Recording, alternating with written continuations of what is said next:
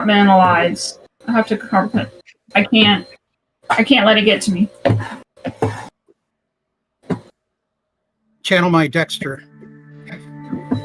I just laugh. You know, a lot of it, at the end of the day, you just gotta laugh it off and move on. Yeah. And kill a Kraken. And then once a week, hopefully the murder rocks will be kind and I can kill something legally. Oh. Brian, I don't know what happened, but I rolled initiative to check to see if my my character was alive on Roll20, and it changed the initiative on the thing. I should be 11 with Tomas. Yeah, I fixed it. Although I really like that 21.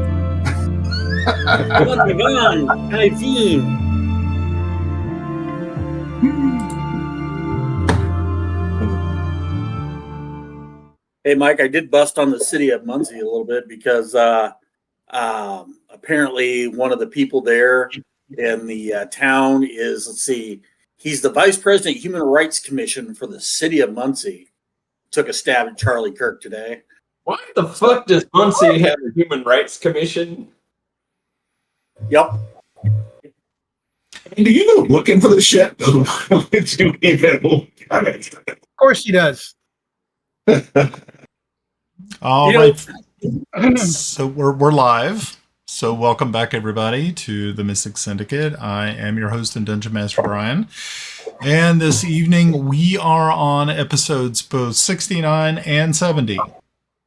So make sure to stick around once we go to our session break, and you can pick up session 70 right afterwards. Make sure to also check out our podcast if you get a chance over at iTunes and Spotify. So make sure to just type in The Mystic Syndicate and you'll find us over there. Of course, you can also see our other videos that we've put out in the past here on YouTube. Just look for The Mystic Syndicate and try to navigate. There's a band in North Carolina that has the same name. They just go by Mystic Syndicate. They don't go by The Mystic Syndicate. So make sure to use The. Hopefully that'll help you. Hopefully that doesn't make us like the Ohio State University, because those retards can't figure out that they're the only one. I'm the only one. Sorry. Okay. And so also this evening we have some interesting developments. It seems as though some of the players have now access to sound effects. So you may be subjected. I think that's the word. What are you talking about? Yeah, so you might be subjected to fucking great. So yeah, you might be subjected to those.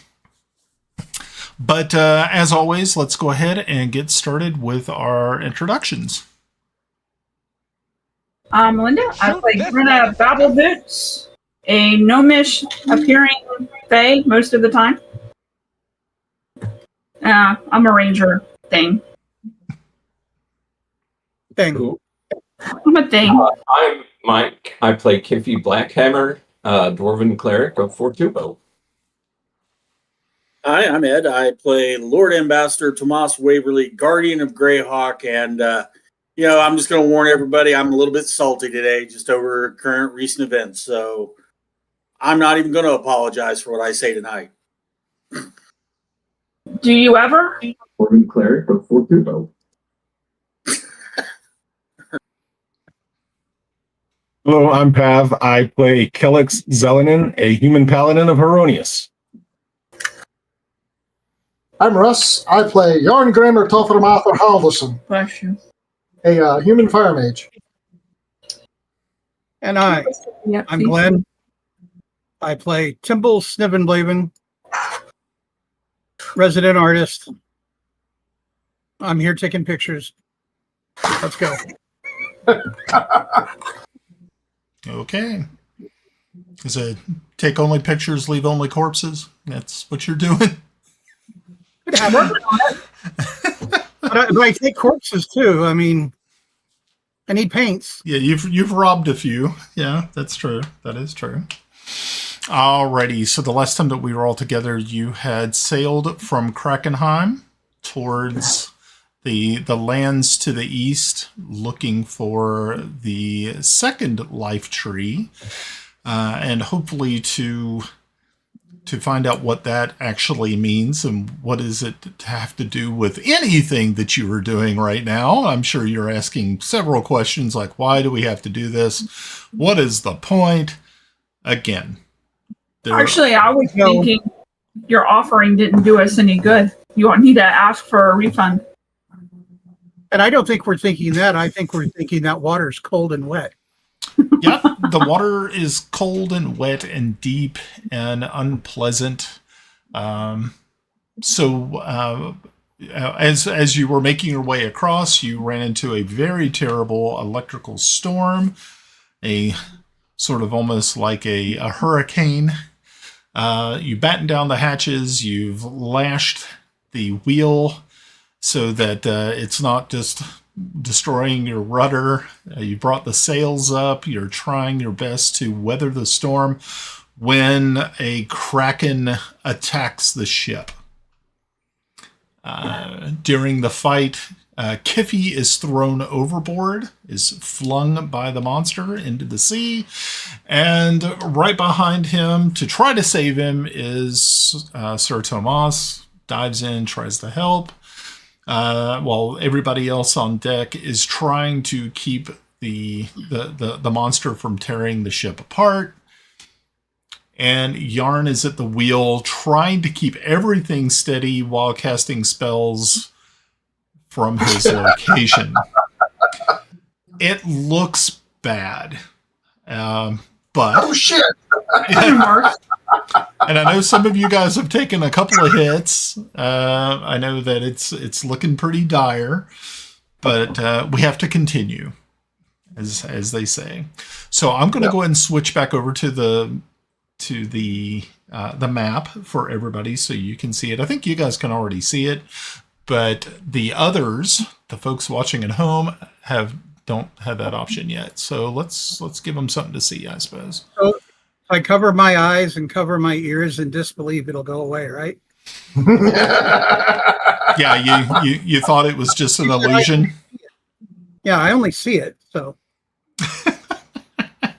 You only see it. I think we can see, feel, and smell it. Yes. Yeah, that's true. I didn't need true. the olfactory kick in the nuts there on that one. The olfactory. Well, yeah, that's my job. See, Russ is helping. Yeah. He's stinking the place up, yes. I thought his job was to cup the nuts, not kick the nuts. No, kick the nuts. I don't try to take over your proclivities. Woo! Nice. Okay, so we're at the top of the round, and so I have to take into account some things going on, and that is the sea is kind of pushing Tomas and Kiffi away from the ship. Now they're only going to be moving 5 feet each, so that's kind of nice.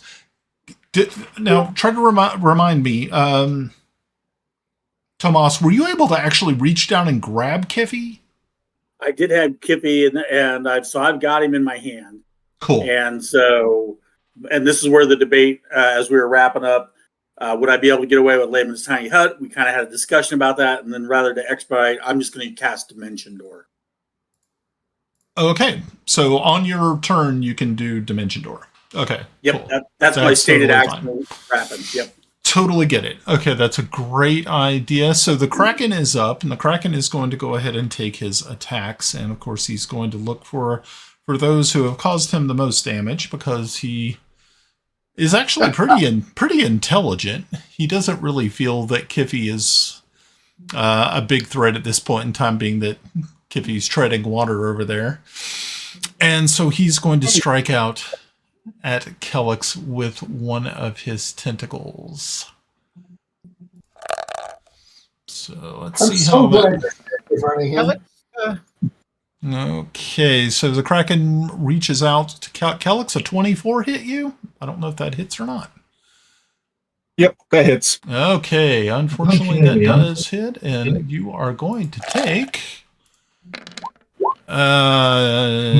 not too bad, 19 points of damage on that tentacle attack. Okay. Now, of course, you can't be grappled because of your... Yeah, so that's kind of nice. Let's see. Nice. And Brian, just as a reminder, I also have freedom of movement on me as well. Yes, that is true. Okay, so it's going to strike out with another tentacle attack, and he's going to try to get a hold of Timble. I don't know if he'll be able to do it or not. Now, I don't think, Timble, you also have this on you that you can't be grappled, or can you be grappled? I believe I'm grappleable. Yes. Grapple. That's a great word. I like it. Okay. Isn't grapple like a liquor? I guess. So a 33? Oh. I danced nimbly into his arms. Okay. And on top of that, you're going to take a total of 17 points of damage with that jumping. You don't want to do that? No, I don't want it. Okay. You don't need the DM. You can't make me. So let's see, I have... that's the thing about this creature. It's got a lot of attacks, and it is going to try to bite you, Kelex, on this next attack. You say it's intelligent. It is. So 34 to hit you. I'm sure it will. Yeah, definitely. And you are going to take a total of 20 hit points of damage. Or no, I'm sorry. That's not... I did the wrong one, didn't I? Sorry. Don't do that. It depends which one's higher. Yeah, that would be nice, wouldn't it? So 25. Oh, yeah. Yeah. And so, let's see.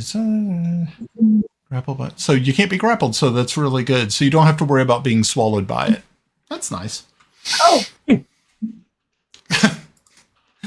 Okay. Albie, real quick. Sorry, I don't mean to interrupt, but Albie, don't you have like evasion, which then to help you, like if you see the attacker, you don't take all the damage? I could be wrong. Yeah. That was a small hit, I figure. So I'm not worried. Okay. All right. He actually probably has more hit points than all of you all.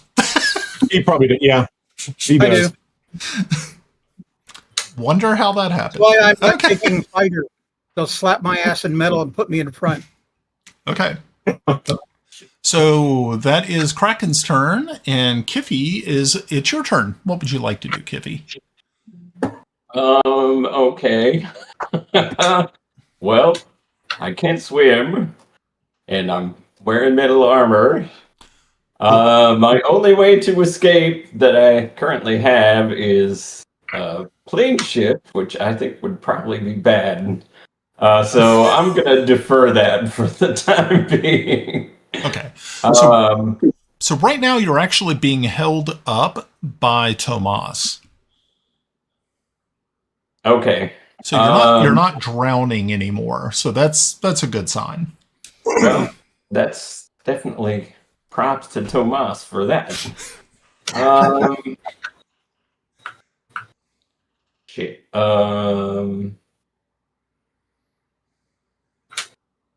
Not a whole lot I can do that's really effective. I am going to...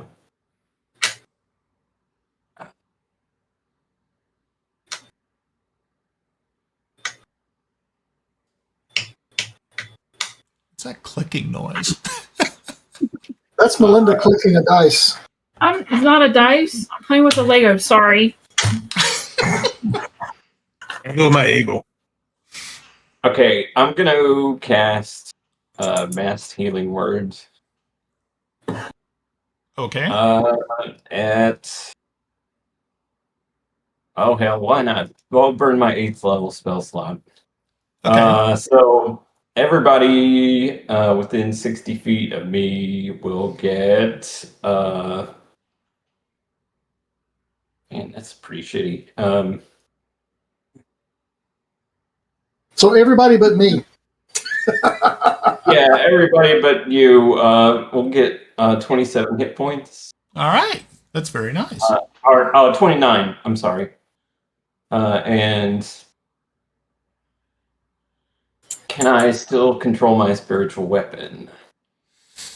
I was going to ask you about that. Was that, I don't think that, it wasn't a concentration, was it? I don't think it's a concentration spell. No, it's not a concentration. Then it's still active. You can do whatever you want with it. You can move it. You can attack with it. Yeah, so I will attack with it. Okay. That's a bonus action. Can you move it right over there between its eyes? Because I think that would be more intimidating. Probably. Okay, sure. Blade there.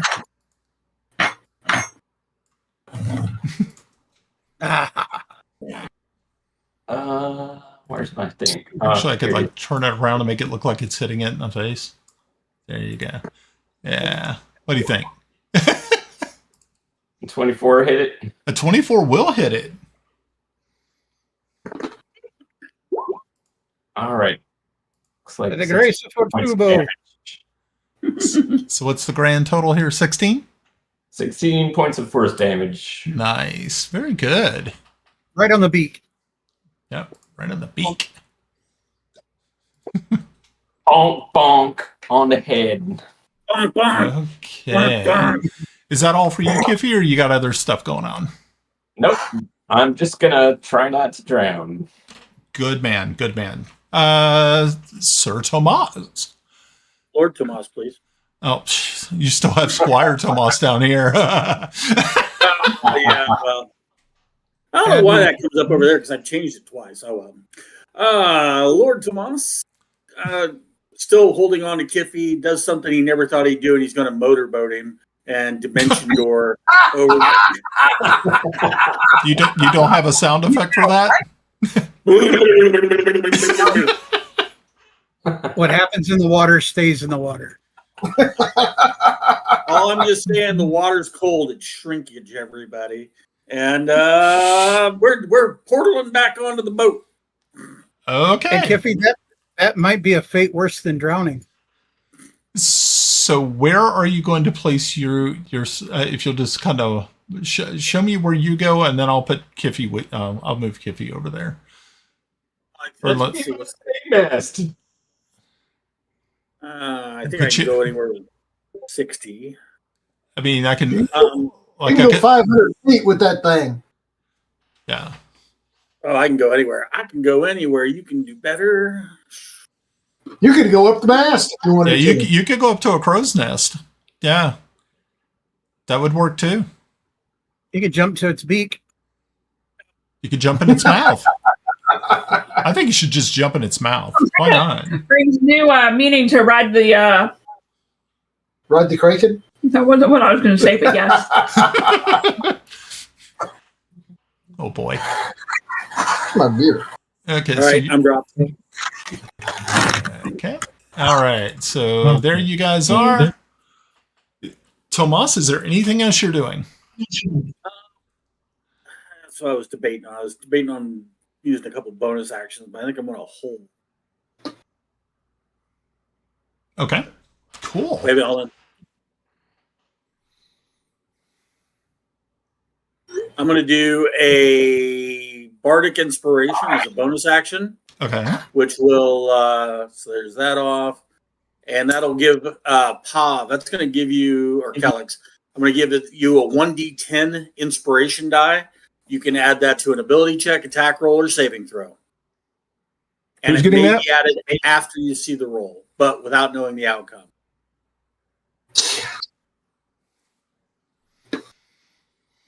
Okay. Who's getting that? You are. Thank you. The Nice. brave Paladin inspired. Okay. Paladin's about to be stupid in a minute, so we'll see what happens. You too? Anything else you're doing, Lord Tomas? That's all I got. Okay, it's going to use one of its legendary actions to do a tentacle attack against you, Tomas. It does not like you. Oh. Sorry. You're back in the water. Oh, might not be 21. I don't think that hits him. Hit. Ooh, you were able to. 24. You were able to kind of like matrix move out of the way and avoid being hit by the tentacle. Very good. All right. So next up is High Mage Járngrímur. What you doing? Oh, as you were standing there, Yarn, you see one of the crewmen kind of come up from the below, and he says, "Captain, we're taking on water below." And Bail. yeah, and he says that's what they're starting. Yeah. So obviously the ship has been taking damage underneath the hull out of sight. So just to let you know. Okay. Start the pumps. Is that where the motorboat sound comes back in? It's the pumps. Actually, you see this thing right here? That's actually the pump. Did Viking longships have pumps? I figured they just bailed. No. Longships are open ships. So, anyway. Okay. So, my turn. Yes, it is your turn. You know this is coming. Fireball. Fireball. Right here. Okay. So you got to think it's actually kind of like up, so it's not going to hurt any of the people. You know, it's not. Of course, this is not a 2D world, but so it is actually like kind of up. But yeah, go ahead. Yeah, let's give it a shot. That is still well within my my range. Oh, sure, of course. Oh yeah. No, you got plenty of range. So, and it needs to make a reflex save. Reflex. Dex save. Okay. Click on your little guy and do it again. We didn't show up. It didn't show up. Oh no, there it goes. It was just delayed. Yeah, Dex 18 save. Okay, so it did make an 18. So it did save. So it only takes 20 points of damage. Okay, very nice. Very good though. Plus 20. Nice. Okay, good deal. Let me click on it so I can add that. That's it. Cool. Nice. Alrighty, good deal. Anything else you're doing, Yarn? At this point, no. Okay. I don't have any more actions. Okay, that's fine. So it is now going to take another one of its legendary actions to strike out at Kiffi this time. Because why not? My evilness knows no bounds. Right? Oh, that's a natural 20. Ew. Oh, god damn it. Ew, that's pretty bad. Okay, so It's gonna hurt. So that's going to you are going to take 28 points of damage initially, and then you are going to take an additional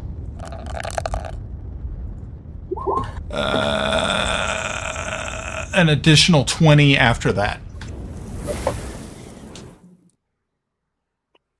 Okie dokie. Nope. Are you okay? Oh, thank you, both. I'm hurt.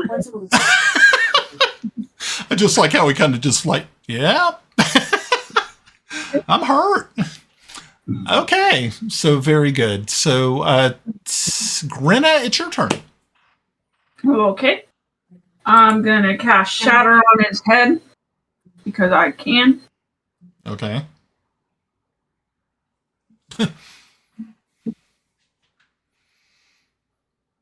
My computer is being slow. Okay. 31. No, that's damage. He has to make a DC save. DC 15.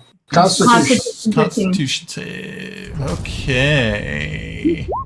And he makes a 16. Okay, so he takes half damage. Okay, so how much was that? 15. 15. And then 15. Okay. let me try to shoot him. Why not?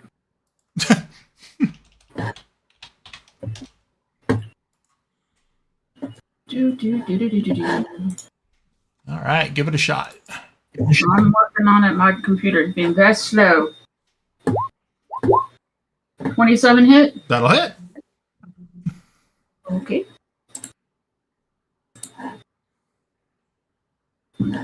Excuse me. And 17? for 17 points of damage. Very nice. Very nice. All right, I'm done. Okay. Alrighty. That's good. If I can get this guy so I can. Alright. Alright. Cool. Nice. Okay, next is Timble.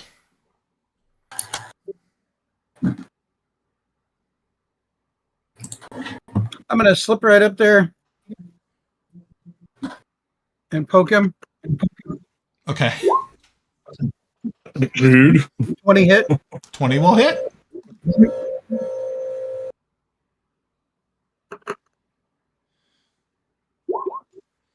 For 37 points of damage. Very nice.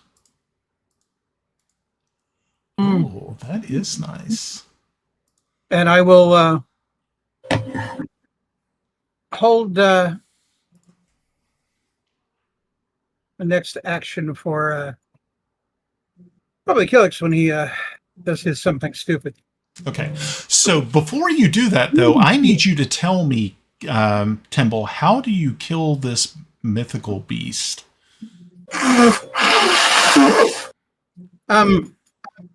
My rapier, he looms too close, and I promptly what's that that surgery where they go in with a pick at the eye to Lobotomy. Like lobotomizer? yeah. I'd rather have a bottle in front of me than to have a frontal lobotomy. Lobotomy. Lobotomy. And I'll slide it right in, Okay. little twist, and pull it out for the All flourish. right. As you do so, this just gross greenish bile, kind of what you kind of, it's not even bile. It's really just like the vitreous humor of its eyeball. The juice inside just shoots out and just kind of splashes up against you. Thank goodness the rain is beating you, and it washes off very, very quickly as the tentacles go limp and the body just kind of slides into the sea, and you lose sight of it as the waves crest over it, over the top of it, and once again darkness. Good. Yeah. So there you go. Kelex clasps it on the shoulder and says, "Well struck, my friend. Well struck." Yeah, Okay. I did that. Well struck. Will one of y'all please come up here and hold this damn wheel while I go below and try and fix shit? Hey, Tomas, don't they make mending spells for that? Well, yes, I do. I have fed the ocean.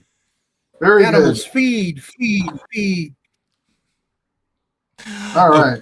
Okay. So, very Yarn, good. if we start going down, does the captain usually go down with their ship in your culture? Well, since Lord, since Lord Yeah, Ambassador- usually because everybody's dead. since Lord Ambassador Tomas is the only one qualified to steer the ship in the absence of the captain, I'll take the wheel. Thank you. Okay. I go down. I'm going to go right up next to him and tie it off. Okay. So I'm going down to start mending the cracks and shit, okay. So Yarn, as you walk down you get down to the very bottom, and you're standing in probably about 8 inches of water. Okay. So, but you can see that the crew has been very, very diligent. They have been taking the spare wood that was supposed to be used for repairs and have started to make the repairs as other men are bailing the water out through the portholes using buckets. It seems as though they have it pretty well under control, but you could see that if the Kraken had not been defeated in such a timely manner as you all had been able to dispatch it, it may have done irreparable damage. Yeah. Yes, exactly. So it's going to probably take about a good 2 hours of solid work from your men to get everything back to the way it was before the attack. Okay. I'm using a mending spell on anywhere where water's seeping through. Cool. Okay, so by doing that, you're going to cut the time in half. So now they're down to an hour. Because now they have to get all the water out. Okay, you're going to help bail. All right. Anybody else doing anything, or y'all just going to stand? Y'all going to stand there and supervise? You're doing a hell of a job. If he's gonna, I don't know what we're doing. Then he's gonna join you. I'll be right back. Okay. What'd you say, Kiffi? I hand Grenna a bucket and go, it's not hard. But I'm really little. Yeah. You're very little, and you can get big. I'm smaller than you. Be a gnat in your shit. Can you shape shift into a hose? Just a siphon. Into a what? Put one end of you in here, and Into a hoe? You know. The hoe is upstairs at the wheel. Well, first of all, Kiffi was doing something. So what are you doing, Kiffi? Strictly no hose. I suppose I could help build water. By the way, Pav, what were you laughing at so much? Well, Kelex is definitely going to go down below and help because he doesn't want to go anywhere near Tomas's seamanship.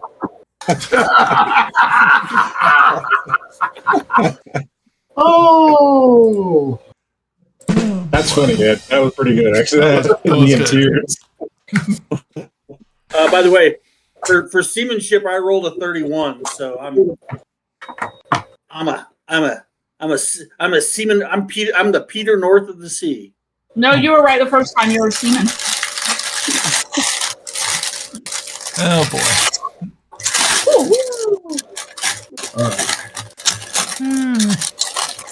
Okay. Awesome. Okay, great. All right. So after some diligence, you all are finally able to get everything spick and span once again on your ship. And as you're doing so, you can see that the storm is starting to break, and you still have a little bit of wind, but the rain has subsided. One thing, though, that you have noticed, though, Yarn, is that your ability to navigate at this point in time has been kind of thrown off. And you're not really too sure where you are at. Is that from the Kraken or is that from the storm? Combination. Okay. I also need the rudder's fine. Yeah, the rudder seems to be fine. Yarn, I need you to make a perception check with advantage.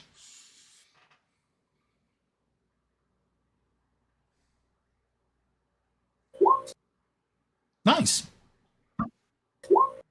Oh, wow. Yeah, okay, you did really well. So as you were standing there, you're trying to get... it's very, very cloudy. It's really... but you're trying to see if there's a way that you can determine how far off course you are. When you hear it's kind of like a whirling sound, like, but it's going like really, really fast. Like something is spinning like crazy.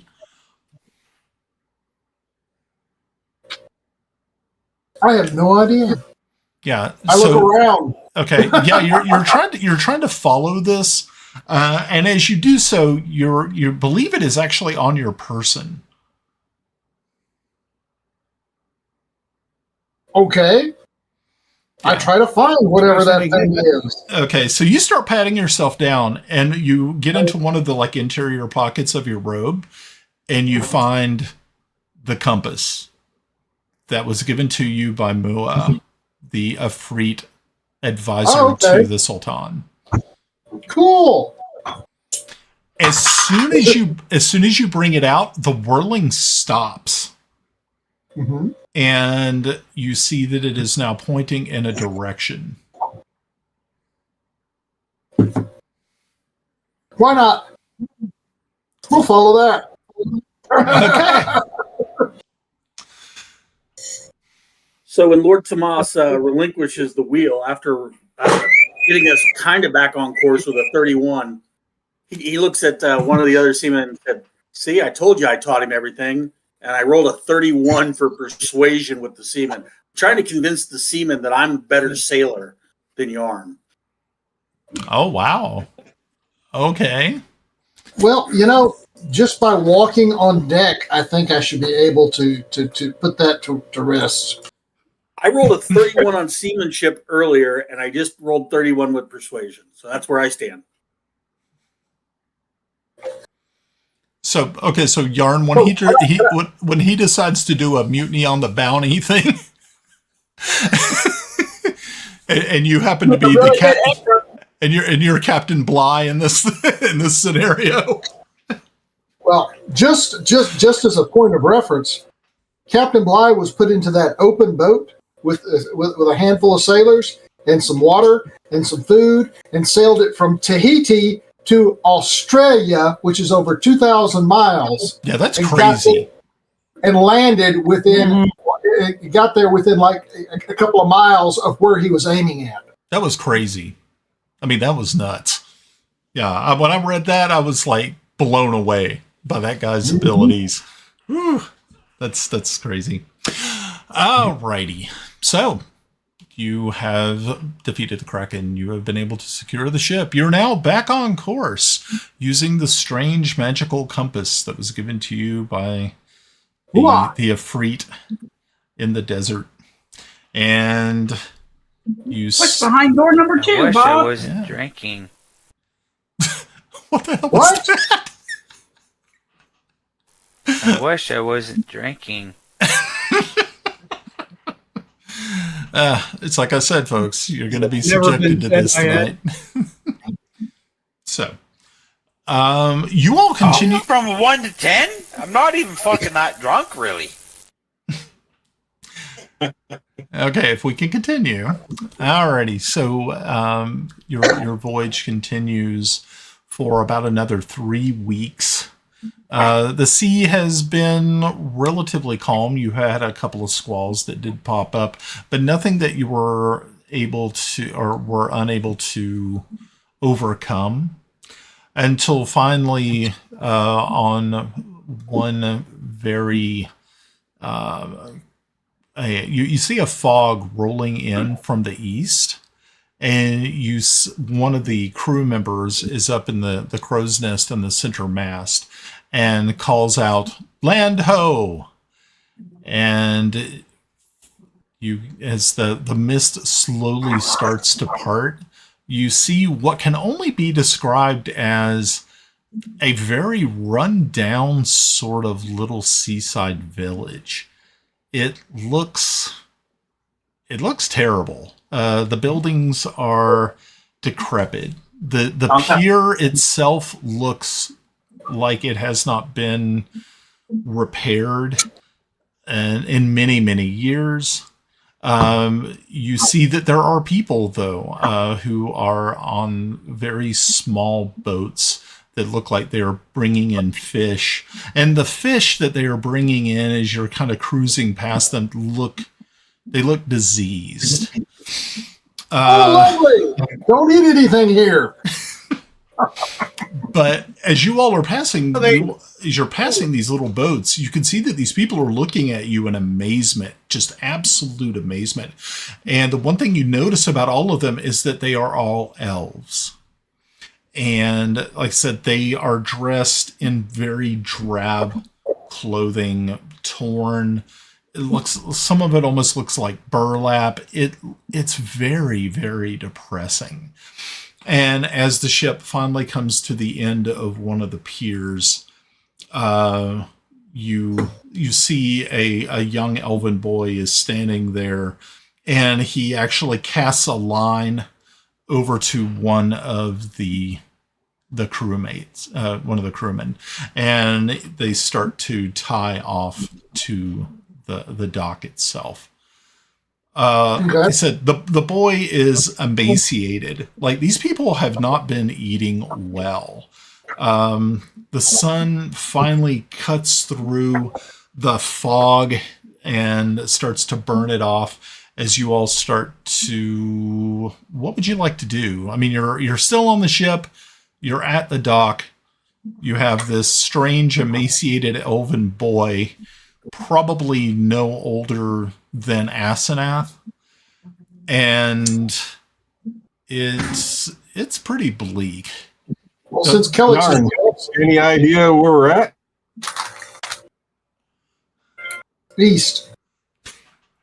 On an island, or on land at least. Since you're Elven, I'll ask, where are we? We're In the land Elvish, of I will Walmart ask, sushi. where are we? The boy kind of perks up at that, and he says, "Oh, sir, you are in Elnath. It's a small village. What land is this? Island. Yep. It is called the Elven Lands. It is an elven kingdom, or actually, we still have a queen, maybe." Who is your queen? Maybe. The queen's name is Eligrith. Where would we find the queen? She is in her castle to the north. Okay. How far north? Probably no less than a day and a half, sir, but no one goes there. It's forbidden. Which is exactly why we're here. Says, We're so habitual line steppers. So has Kelex ever heard of the Elven Lands or this city? Okay. no, this is literally on the other side of the world. It is. I'm going to fetch Asenath. Okay. So Asenath comes up on deck and looks around, and then looks at you, Timble, and says, "Oh, this place is."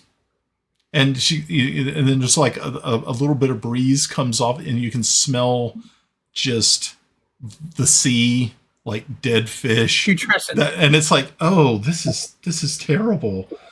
Not the good smells. Oh, it's like low tide smell. Low tide mixed with red tide. It's like, oh shit. Yeah, Like a boys' locker room in middle school with no deodorant. We're good. And they put fish in their armpits. That's what it smells like. Well, you got to carry him somehow. And so, Well, they had that legendary Kraken right off their coast. right. So Asenath, of course, is dressed in her travel gear, which is pretty much exactly what you guys are wearing. She has very light leather armor on. She has her bow strapped across her back. But yeah, she looks over at you, Timble, and she says, "Is this the place we're supposed to go?" I'm have no idea. But I'm thinking. It seems it could be. They have, I guess, he said it's the Elven Lands. Yes. They have a queen, Eligrith. Eligrith. Yeah. Have you ever heard of her? She's like, "No, I didn't even know this place existed." And at this point And in they time, said you that can, they were not going to go to the Queen's castle. Clearly, something is up here. obviously. But you can see the boy is now he's like literally staring at Asenath, and he just is like transfixed by her, and he's like this. He doesn't even really know what to say, and she just kind of looks over at him and says, "And what is it that you're staring at?" And he just immediately turns his eyes away and just kind of looks at the at his feet. And again, she just addresses you all and says, "So are we supposed to go into this place?" Oh, we will be. I'm gonna go with yes, because we're big freaking heroes. Okay. So you see one of the one of the sailors brings a plank down, a gangplank, so you all can actually leave the ship and step onto the pier. Yarn. Yeah. What's the status of our rations? We're good. We don't have enough to get back. We don't have enough to get back. I thought you were going to wiggle your fingers and magic us back. So, Yes. All right, hold on. I think maybe I would like to give him some food for his family. I don't have a problem with that. We need to make friends. I think. Hi. Guys, we've got the boat here. We don't need the boat. We can send all the people back to Krakenheim because the boat's not going to make it back. It's not going to make it back across the thing without being serviced. Are you positive we're at our destination where we need to be? No. Whether we are or not, this is where we're at. Well, I know, And but it looks like a nice big cherry for the picking. It is Praise your God. Ask him. clearly wealth beyond their ken at this time. What the hell Make was friends, that? or we Stupid cat. we need to make some friends and get a handle of this. Okay, Mr. Or it will get a handle of us. Okay, Chancellor, get to it. No. I'll help you. Timble. Let's can we grab some of the crew to help us maybe unload some of the rations Sure. for this town? Just a bit, and because they certainly need it. Hey, Brian, how long have we been at sea? You have been at sea for probably almost 3 months. It's been a long trip. If I wanted to do a 13th warrior kind of thing and listen to the crew to learn Soul, what would I need to roll? Oh, Does that mean I've got to stand out on the front of the boat and yell so somebody will know that I'm here? That I am well, one of man and the not. beautiful things is Kiffi has a helm that allows him to do what you require. So I think, I mean, you can either use him to do translations, or I guess if you want to do a 13 warrior sort of thing, we're going to have to do a percentile check on that.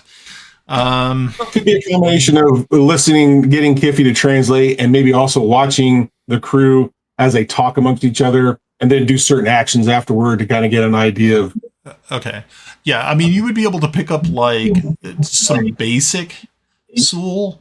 I mean, you're not going to be as fluent as, say, Yarn. Yarn was raised with Soul. I mean, he knows it. It's for Bonhoff. Yeah. Gehen Sie gerade aus und dann Rex. On a beach. Kannst du machen mein Pennen zu Umflau? Yeah. Wo ist der Strand? Yeah, something like that. We got the guy here. Risch Glaube Krift is actually, I think he's actually German. So hey, that's cool. He's good. That should be fun. So what do you want me to roll real quick? Okay. So what's your intelligence modifier? My intelligence modifier is a +4. Wow, you're pretty bright. Cool. Well, Okay. you know. Okay, so hold on. Sorry, that's the saving throw. It's a +1 for a check. Okay, so you're not that bright. Not that bright. So you're a moron. No. Okay, that was cruel. Okay, so let's say if we could pull this off. I'm going to give there's a 25% chance that you're going to be able to do this. And you can add that +1 to it. So go ahead and roll a percentile die, and it's a 25% chance. So was it like anything over 75? 74 and over? Yeah, 74 and over is fine. So let's see how you do. You got to be fucking kidding me.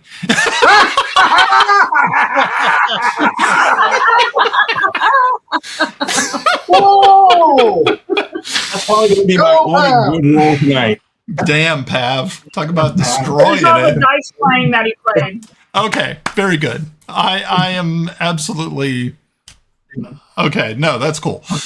All right, so being that you were, like I said, you spent 3 months on the ship, everybody below deck was pretty much spoke Soul. So let's do another percentile roll and see exactly how much of the language you were able to absorb.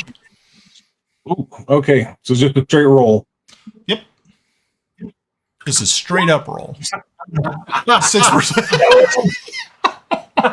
Okay, so with that, you can make it to the bathroom. You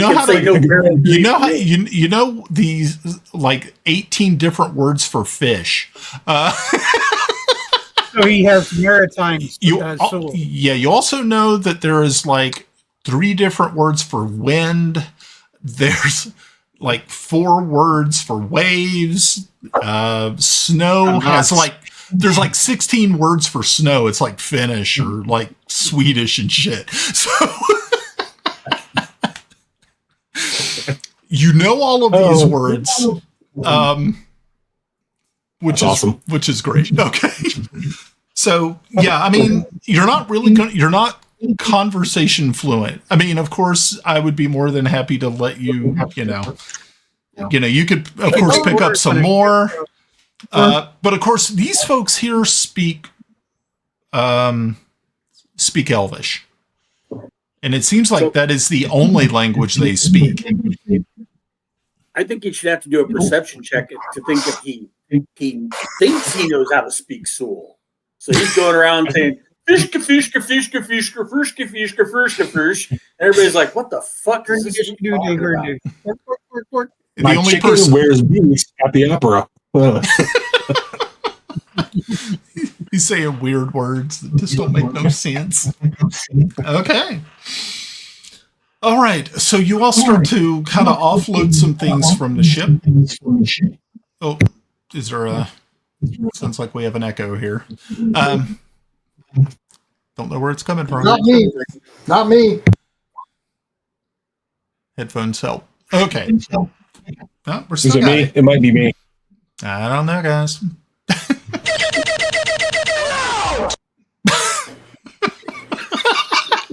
Shit. Okay. So, you were able to offload some food items and things like that from the ship. But you're still on the pier. So, and of course the boy is trying to help you, but he is so physically frail that he does not really seem to be much of a help. Actually, Asenath seems to be more helpful as she starts breaking open some of the boxes and starts to hand him things. And he looks at some of the stuff that she's handing him, and he has no idea what it is. It is completely alien to him. So he, first you just kind of see him just kind of sniff it. And then she tells him in Elvish that, it's food. Where immediately he starts to eat some, and he's eating way too fast.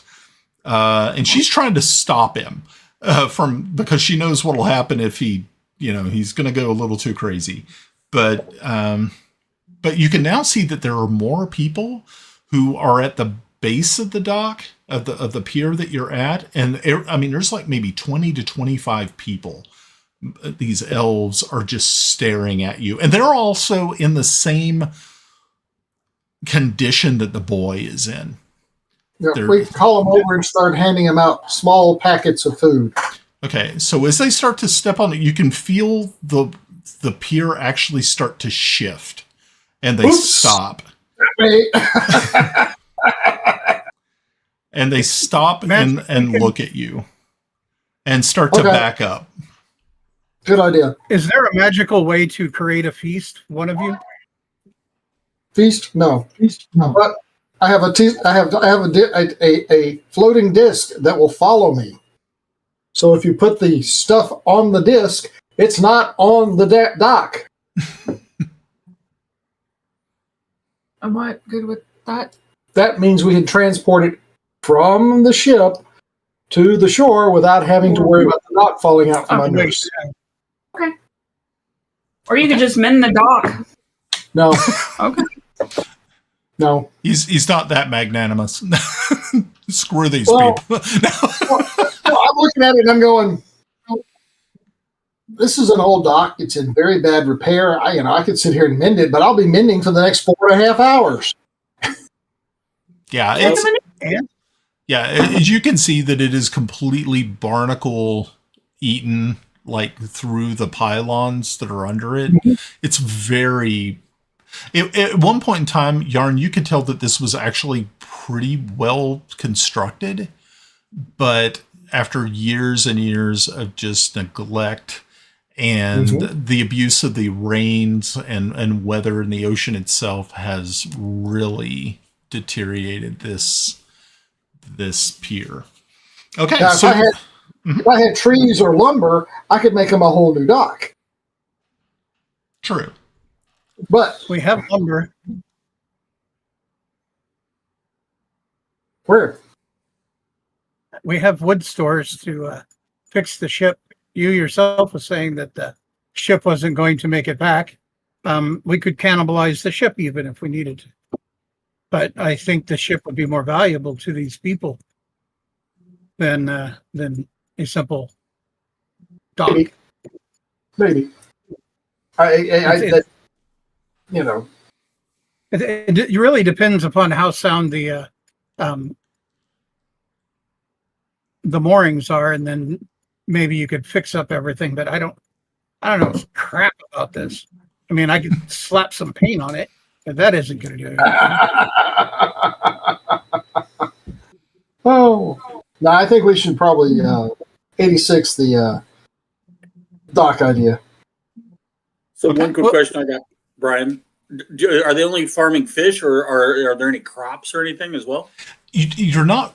You really can't see anything from your vantage point. All you see is the village itself. You don't see any like fields beyond it. You're just too far away, and the buildings are blocking the landscape. Mostly what you see is there's probably about 7 or 8 small craft, probably no larger than dinghies for the most part, are out there, and they're using really crudely built nets to pull in the harvests that they're finding from the ocean. Yarn. Can the people tell us what happened? I'm sorry? We have carpenters aboard the boat. Can we get a few of them into our tender and let them go around and kind of inspect? Maybe there is something physically that we can do to assist with the dock to make it stronger. Nothing you would have to do, but we could have some of the men do it and see if they. Oh, I don't have a problem with that. Put them in a rowboat, have them go inspect it. We got a tender, just pull it out. We'll use that to get back and forth, and yeah, we need to. It isn't often I feel like doing magnanimously good things, but yeah, I know it's so weird. You have to be good. I really believe, Timble, you would make a great disciple of Heironious. Heironious is not a sea god. You're not coming in here. These waves and the seagulls. I can't hear you. Okay, so Yarn, you use your floating disc to start transporting items to the shoreline. Yeah. Now it is safe for you all to walk along the pier to get to the shore, but anyone else leaving, you have to be very, very careful when you're doing so. So, are you leaving the pier? Are you going into town? What are you doing? Right at the foot of the head of the pier. I'm unloading the disc, and is someone else with me? Yeah. Sure. Okay. So. Oh yeah. Start handing out small packets of food for the individuals that come up. Go back and get more. Okay, cool. So, Grenna, can you tell me what shape you're in right now? What is your current Who are you appearing? what's your current visage? Well, if I had a bucket and I was helping unload, I guess my usual gnomish self. Okay, very cool. Okay, so you're in your gnomish phase. Okay, so yeah, you all are kind of helping out and everything like that. And finally, at the end, you see Asenath is walking off of the pier, and as she steps onto the land, immediately you see that the sky darkens. Just absolute darkness. As you look up towards the sun, you see that it is being eclipsed by the moon. Immediately, a hush falls over the crowd. Mouths are now agape. Food is they're just holding it as they're staring at Asenath. She is looking around going, wait, I'm going to fall back and be right by her side. Okay. Timble, your question earlier? Yeah, I'm fucking sure this is where we're supposed to be. And you see one by one, each of them drop to their knees and prostrate themselves before Asenath. She is not looking, she's looking very kind of freaked out, because if you remember, she was not present when you all saw the orb of prophecy. She was not informed of this. So she is kind of surprised that this is going on.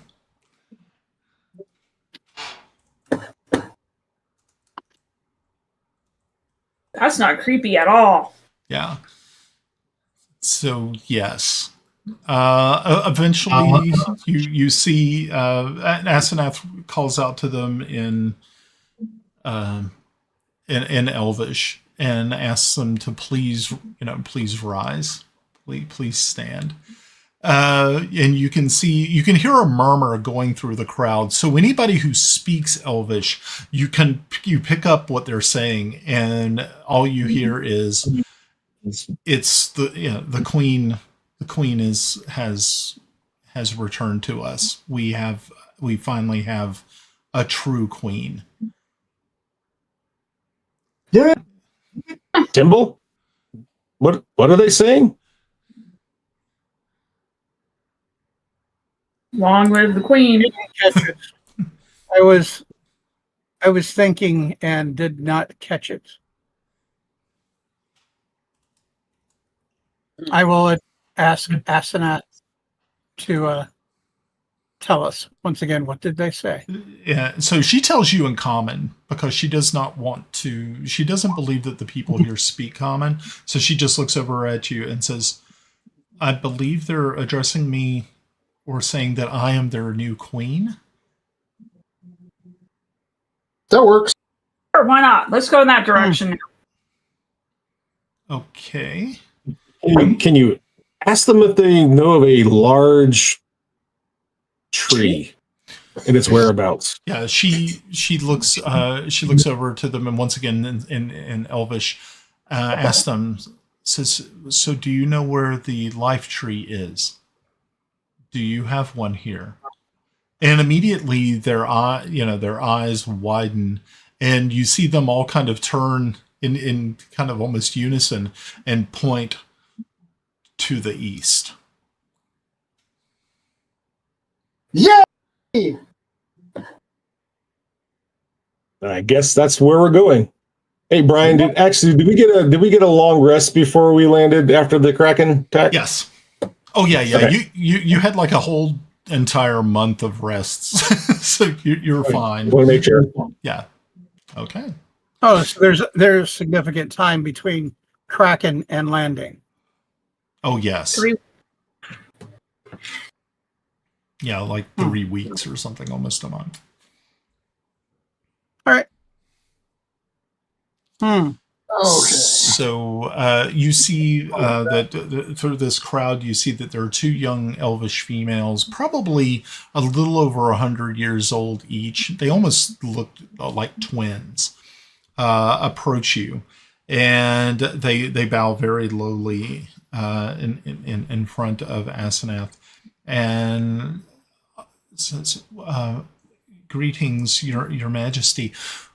We are but just humble elves here. Would we have a place in our inn if you would like to stay?" And they both kind of say this almost in stereo. It seems really weird. They seem kind of like what you would almost say telepathically connected. Creepy twins. Yeah. It's really strange. But they and of course Asenath just kind of looks over at you all, and she doesn't know what to say. But I will turn to her and quietly say in common, you should accept. We need to feel things out. This is quite curious, but we don't want to kick things off, if you will. Mm-hmm.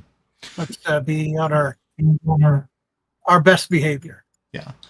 So as you were telling her this, you kind of feel that something, Timble, you feel that somebody touches you. Okay. On the side. Reflexes of a level. Good God, what level are we now? You're high. Of a rogue. I'm going to grab such hand. Okay, so when you do, you reach back, grab the hand, and when you turn around, you see that it is an elven, an elven boy, probably closer to around like 50 years of age, a little bit, almost about the same age as Asenath, and he just immediately, you got a good firm grip on him, but you can tell that it wasn't like he was trying to steal anything. His eyes go like really wide. It wasn't like he was reaching for anything in particular. He just was reaching out to touch you. You're almost kind of thinking that he was just trying to make sure that you were real. Okay. I will pull him in for a hug, and I go, I am real in Elvish, and hand him some food. And so you see one of the elven twin sisters says, I'm sorry, your lordship, but we have never seen one such as you. You are different. And then she also looks over at Grenna and says, you are the same. She's different. Man and wife? No. No? Oh. No. And so, yeah, No. you see that Timble and Grenna, both of you seem to be, these people are very curious about you before they have never seen someone like you. Now, one of the sisters has heard tales of the dwarves at the mountains to the mountains to the east, but it's like, so really about the only people that they've actually ever heard of are humans. So like Kelex, Yarn, you guys are fine. Tomas, but everybody is very, very interested in the little people, the wee folk, so to speak. I am gnomish. Not we, god damn it. You guys are cute and cuddly. Ignore him. But it's not catching, we promise. Cool. I am gnomish. She is sort of. I'm gnomish appearing. All right. Okay, are we moving to the I am end? gnome. She is ish. Ish. What time of the day is it, Brian? It is right around. Well, there we go with the. Sorry, I don't know what it is. Just all of a sudden started. Okay. He turned off his microphone. So, yeah. So it's by the time that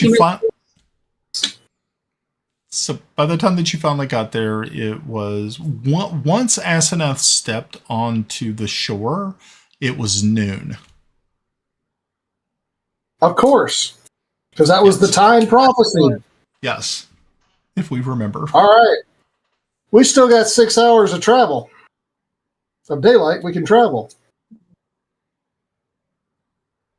Agreed. Do we want to go now, or do we want to leave in the morning and establish at least a bit of a base? Well, I don't necessarily trust them. Well, and considering I don't what either. happened when she stepped on, I'm pretty sure everybody in the country knows that something happened. Yep. So I think moving is a better thing than staying put. So, I think time is limited, so we probably definitely need to get a move on. Brian, Yes. with the crew, I cast the teleport circle Okay. and send it back to Krakenheim. Okay. Tell it, and I to give them the message: we arrived at the destination. Things are proceeding apace. Okay. So yeah, as you are casting your spell and you opening up the portal, the elves here are just blown away by what you're doing. This is totally alien to them. They've never really experienced magic. And I need Yarn, I need you to make a perception check. Of course. Okay. So, yeah, with a 25, that's pretty good. You can feel that there is something definitely wrong with this place. The ground feels... It feels... It doesn't feel like there's actually soil. It just feels like ash. And also a thing that really is strange is that it feels as though it is sapping the arcane energy right out of the air. Something is drawing all the arcane energy away to from the way it feels. It is some point to the east of you. Which makes sense because that's the unlife tree. All right. Does it interfere with the spell? It does not interfere with your spell. Your spell goes off without a hitch. Okay. I send all the crew. Quick. All right. Okay, cool. As we're leaving, did I rolled a perception as well? I was trying to tell. Can I tell they are really impressed by magic? It almost kind of borders on what you would consider awe and fear. Well, as long as they don't start saying "burn the witch," we're good. Right? Yeah. No. They didn't go that far. And like I said, these people, even if you had to fight them, it would be, you all have such an unfair advantage. These people are literally starving to death.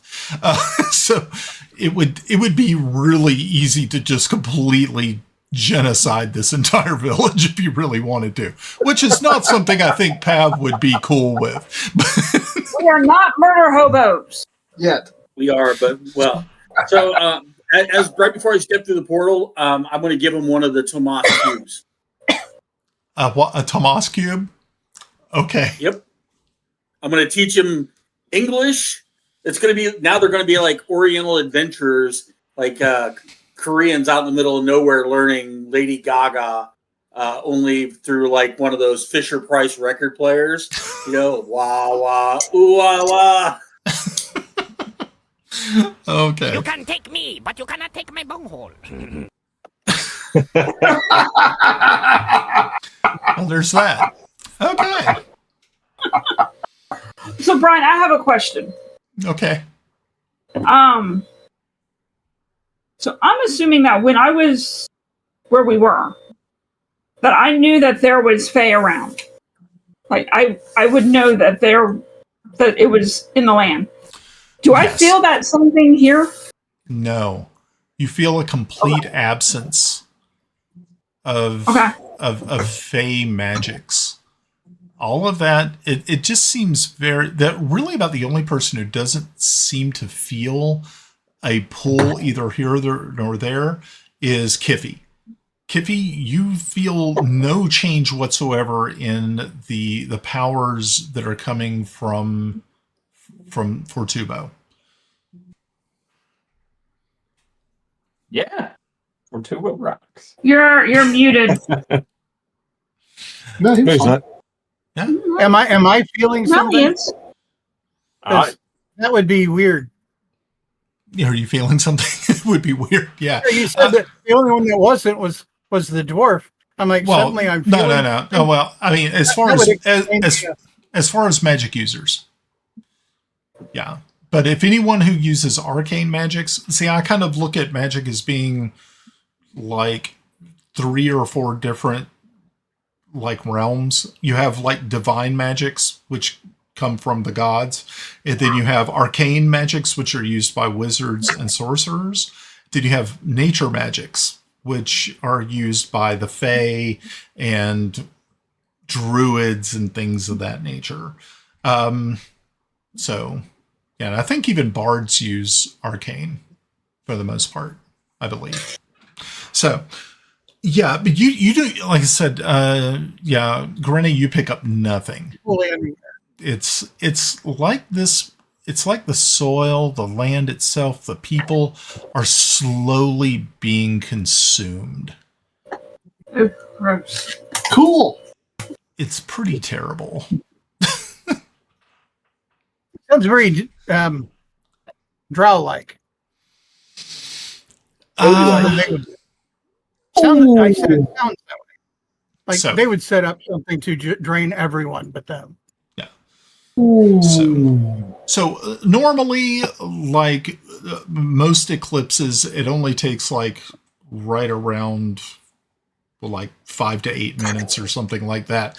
And then finally the sun once again is no longer eclipsed by the moon, and sunlight just starts to bathe the little village once again. People now return to kind of that awestruck, like I said, they were dealing with the eclipse, and then they were dealing with Asenath, and now they saw Yarn open up a portal. It's been a big day. It's like a big red letter day for these people. And they try to give you things. They're like trying to give you these horrible looking fish, and of course you're like, but all the while, every once in a while, one of them will come up and explore what is on the floating disc. And you all, Asenath starts walking over and literally passing stuff out to them. And it's all you keep hearing is this whisper is that you hear this whisper in Elvish that, yes, this was the legend. This is exactly the way the old one said that she would be. It said, we must consult the tapestry. The what? The tapestry. Maybe This was prophesied. Yeah. Tapestries. Of the castle, of course we have tapestries. So one of the Elven sisters, she says, my name is Luna, and this is my sister Lyra, and we shall take you to the tapestry. Would you like to see it? Please. And then the oral sex. Proceed. Please. And then the Yes. oral sex. Proceed. Wrong scene. Don't mind him. Lyra, these are the two that were It's the Grail Shape offering Beacon. Luna and Lyra are the two twin-like girls. Yes.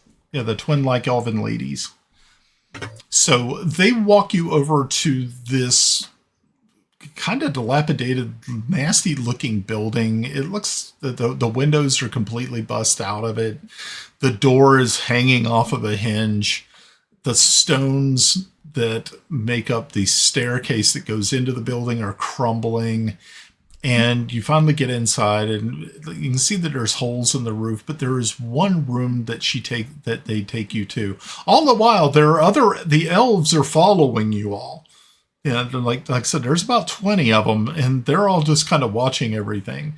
And she finally takes you into this room, and there is this tapestry it literally takes up one whole wall of this huge room. And it's got a very, if you're familiar with the Bayeux tapestry, the tapestry that tells of the Norman conquest of England. I'm sorry? Not familiar with it at all. Oh, okay. So for those folks who aren't familiar with the Bayeux tapestry, it is the tapestry that tells the story of the Norman conquest of England in 1066. I was being sarcastic. Well, I'm sorry. I can't really know if, sorry. I actually got to see it There's a when I was whole over there. song where the whole thing is like Bayou, Bayou, Bayou, Oh, yeah. Bayou. Yeah, Six, Bayeux Bayou, tapestry. Bayou. The whole song. Okay, cool. But for those people watching at home, if you're not familiar with the Bayeux tapestry, You should be. you should be, damn it. Okay. You actually learn about it in the 9th grade curriculum. And they ain't kidding. That thing is huge. It's monstrously big. That thing's crazy. So, yeah, it's very similar to that. It has that same sort of look. You can tell that this tapestry is quite old. It is fraying on the edges. It doesn't look like it's probably going to last another probably 200, 300 years. It was obviously created pretty, it was made sturdy, and it's very, very old. But as you can see on this tapestry, you can see as it goes from left to right, you can see the ship that you just arrived in at the dock. And then it goes to another panel, and it shows you all standing at the end of the pier, and there's the eclipse is overhead. You can see that there is a dark circle with rays coming out of it. You can also see that there is, it goes a couple of more panels, and there is a tree. And standing next to this tree looks to be just a gigantic, a giant of some sort. And Lyra and Luna are telling you the story, and this is the life tree, and the guardian of the life tree kills anyone who gets near. And We'll see Well, I know about where that. we're going. and those who touch the tree, if you touch the tree, it will kill you automatically. It draws it draws your life force completely from you. She says, How's Asenath taking this as she's being told this? She is looking at this thing awestruck, not really too sure what is going to happen. And then at the last panel, you see it's it looks as though it's some sort of medieval throne room, and sitting on the throne is a skeleton wearing a crown. And standing before it is a small elven person. Got Not it. an elf, it's talking. So yeah, they tell the story of what was prophesied before, was that a new queen would come. The old queen would be deposed. It shows the life tree, and there's one section of that life tree picture where you actually see that there is somebody touching the tree, but the facial features are very, very strange. All they have are eyes. And it's just so eerie and weird, and it doesn't make a lot of sense to you. But to the elves that are assembled, they listen with such an intense interest. And it's probably, this is a story that they have heard thousands and thousands of times before. The person touching the tree, what do they look like? They look just like, they look elvish.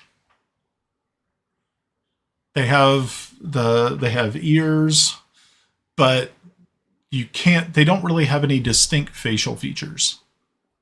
Didn't I have a dream about this? You kind of had a dream about this. Okay. Okay, Brian.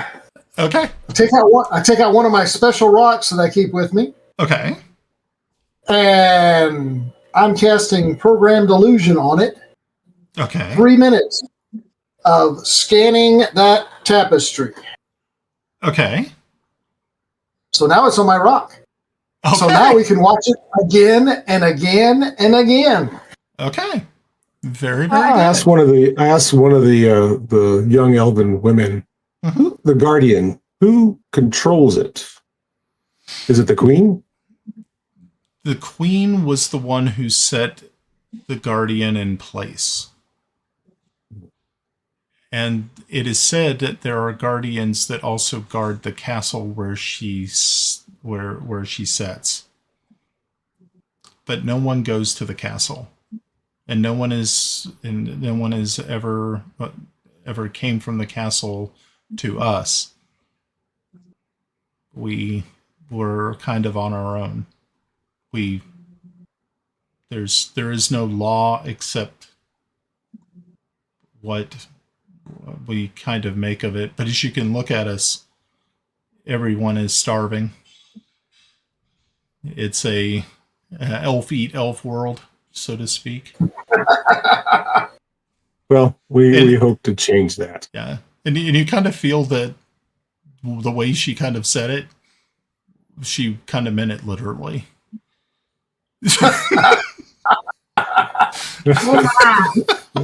Wow.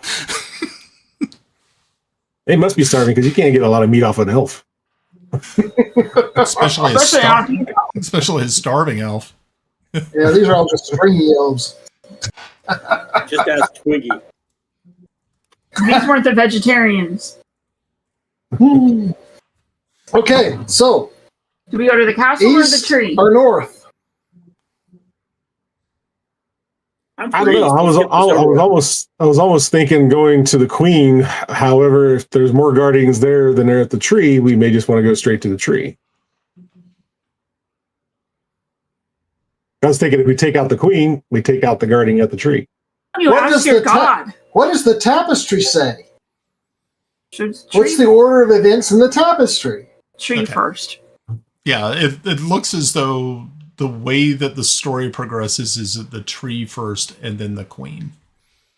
Okay. Then we All tree right. first. East it is. Okay.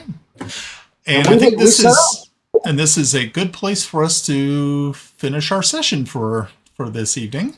And then we will pick it back up after our 5-minute break. So everybody who is sitting at home, don't run away. We'll be right back for episode 70. I know, it's crazy. Episode 70. So just hang tight. And we will be right back.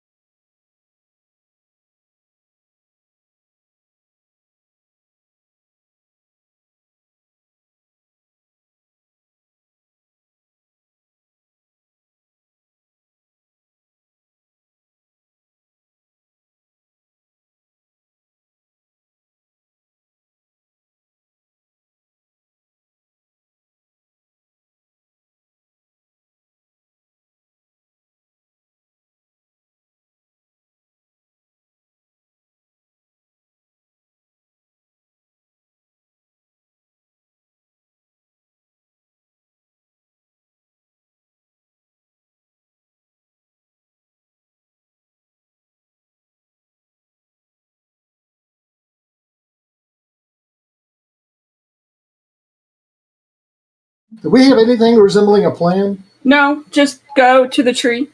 Yarn, yeah, if you wouldn't mind sending, you got your raven with you still, yeah? Yeah. As always. You mind sending your little friend out ahead and scouting out for us as we move along?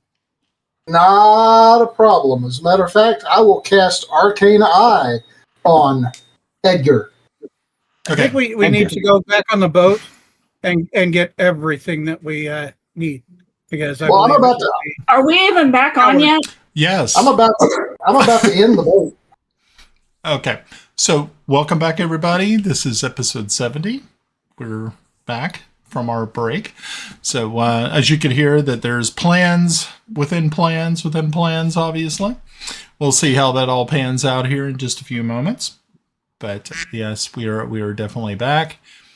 So, yeah, you all were standing in the tapestry room inside of what you could only describe as an old town hall building,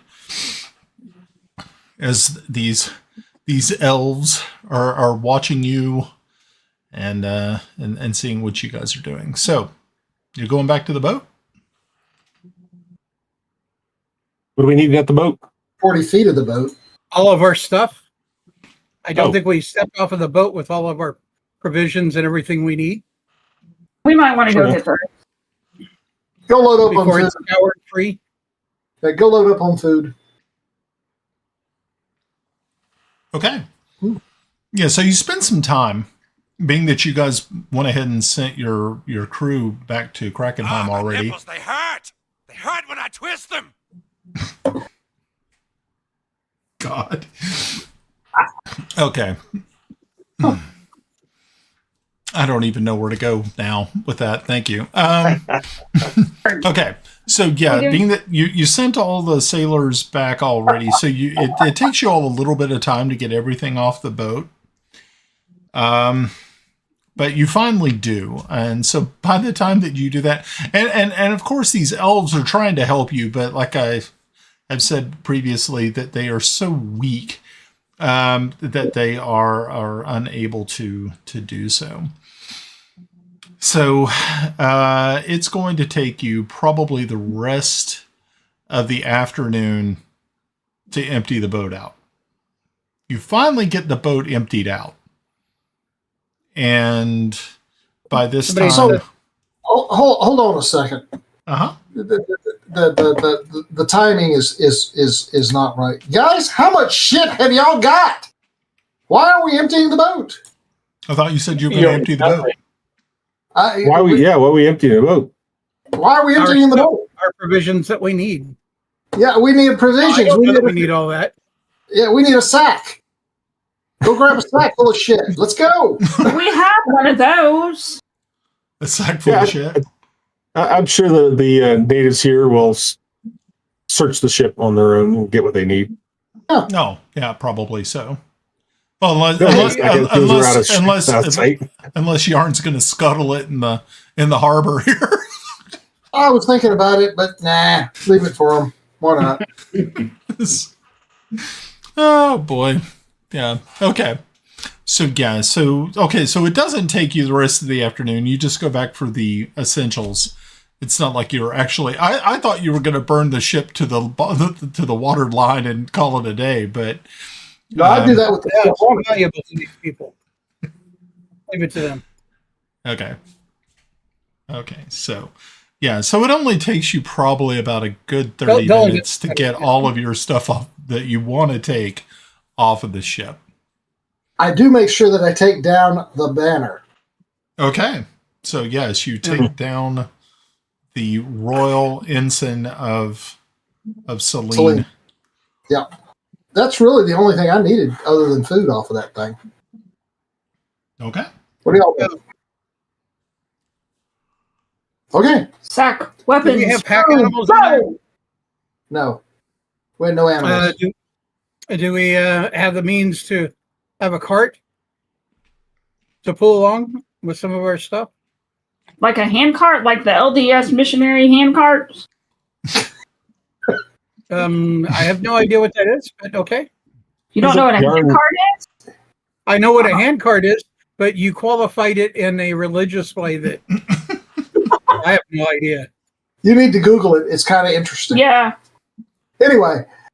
Does it have its own set of magical underwear to go with it? I'm just wondering. I have my own set. That's why I'm invincible. Okay. Yeah, we're a mixed marriage. Thanks for telling me. I'm not a good one. Don't judge. Okay, and we're off. You're an evil one. I'm not evil. I'm a Jack Mormon. Oh, wait, I'm not allowed to say I'm a Mormon anymore. I'm sorry. I'm a member of the Church of Jesus Christ of Latter-day Saints. Sorry. Okay. Told you I'm not a good one. So, check with the with Luna and Lyra. Mm-hmm. Is there a cart that we can borrow? Well, we might as well buy it. No. We'll fashion one of our own. Because, I don't think I had the means.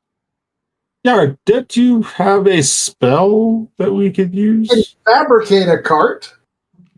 No, but do you have like tensors or something? I do have tensors, but I got to keep casting it. It doesn't last very long. Yeah, gotcha. Fortunately, it's a ritual spell, so it's like, okay, it fell to the ground again. Let me do it. How long does it last for? 10 minutes. Really? That's it? Oh, wow. No, an hour. It lasts an hour. Okay. If it lasts more than 4 hours, call more ladies. Okay. So, unfortunately, they don't have anything like a cart there. How about a travois? We got a couple of poles. You know what? Hold on for a minute. Let's take it off of the boat. All right, we grab a couple of poles. We make a travois. Okay. That's cool. Yeah. So you fashion that and you get it all squared away and figured out what you want. I guess you put your other gear or stuff on it or whatever. What were you going to do? Food. Okay, cool. Yeah. Keep yourselves. We'll have Tomas carry it. Okay. Potable water. He's such a good sailor, he needs to be a horse too. It's Mr. Ed. Now, Brian. I haven't heard before. How to say you're old without saying you're old. And we're off, but we knew that. Okay. I prefer special ed, so. Yeah, they didn't have any short buses in this town, so. Alrighty. The things we can get banned for. So it's banned off of Twitter again. You rolled a natural 1.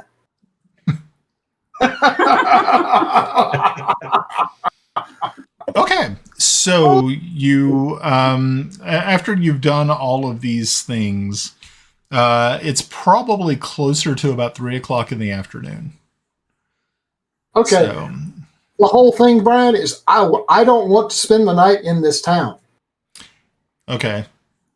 Okay. Don't want to. So I'm pushing for us to keep going. You don't want to spend the night in Innsmouth, so to speak. No. Come on. It's a great place. It's beautiful. I'm sure they're a heck of a party town at night. Oh yeah. It's like Too many people. That's when the barbecue comes out. Yeah. It's when they go out to the reef and call their friends. Decline guests. Yeah. Brian, dish. as we travel, I have Edgar flying. Okay.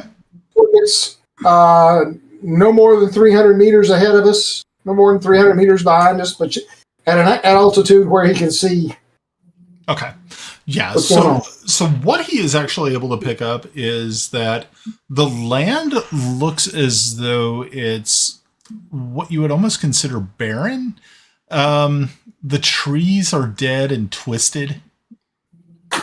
there's not really any defined road or anything out of here. You can see that there are one point in time there were like mile markers, like stone markers that let people know where they were heading, but the years have obviously worn these down to where they are just stones standing on the side of the road. You can't read them. There's nothing on them. There's no grass. Everything it's just dead. It's the trees that you see, like I said, are gnarled and twisted, and they're kind of bleached white.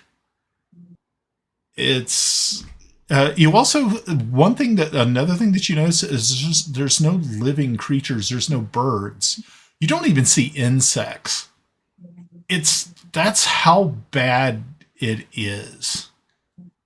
And as you get further and further away from the coast, you start to notice that there's not even a breeze.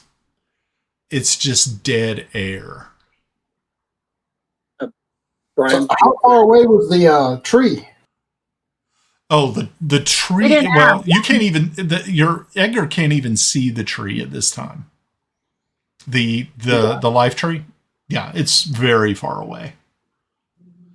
All right. Well, let's get going, guys. Okay. Pick up the Brian, pace. I did maintain some of the mushroom spores because remember I was using it as an alternative reality concoction at some point. Yep. What if I sprinkle some of the?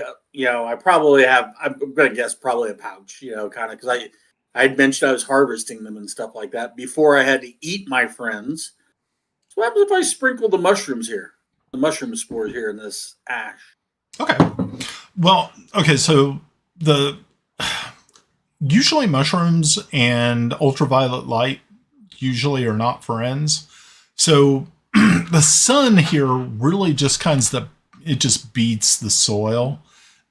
You can see that the spores, actually try to cling onto the ash, but it doesn't really seem to be nutritious enough for a fungal network to even start to spread.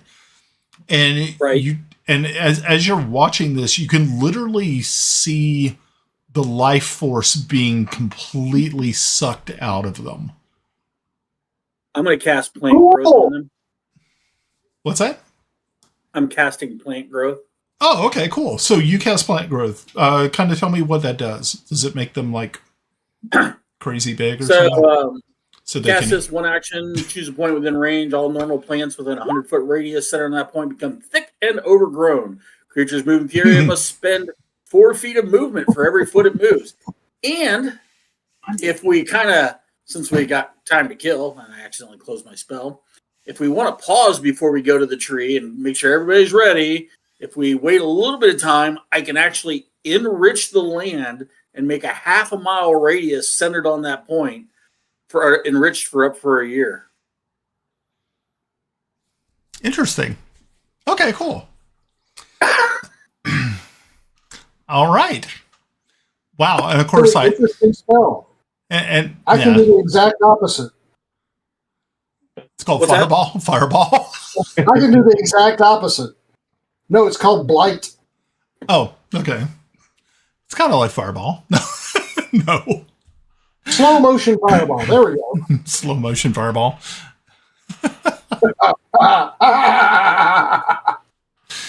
Okay. So you cast this on, and unfortunately, this is one of those situations where I probably need a map for this. So you cast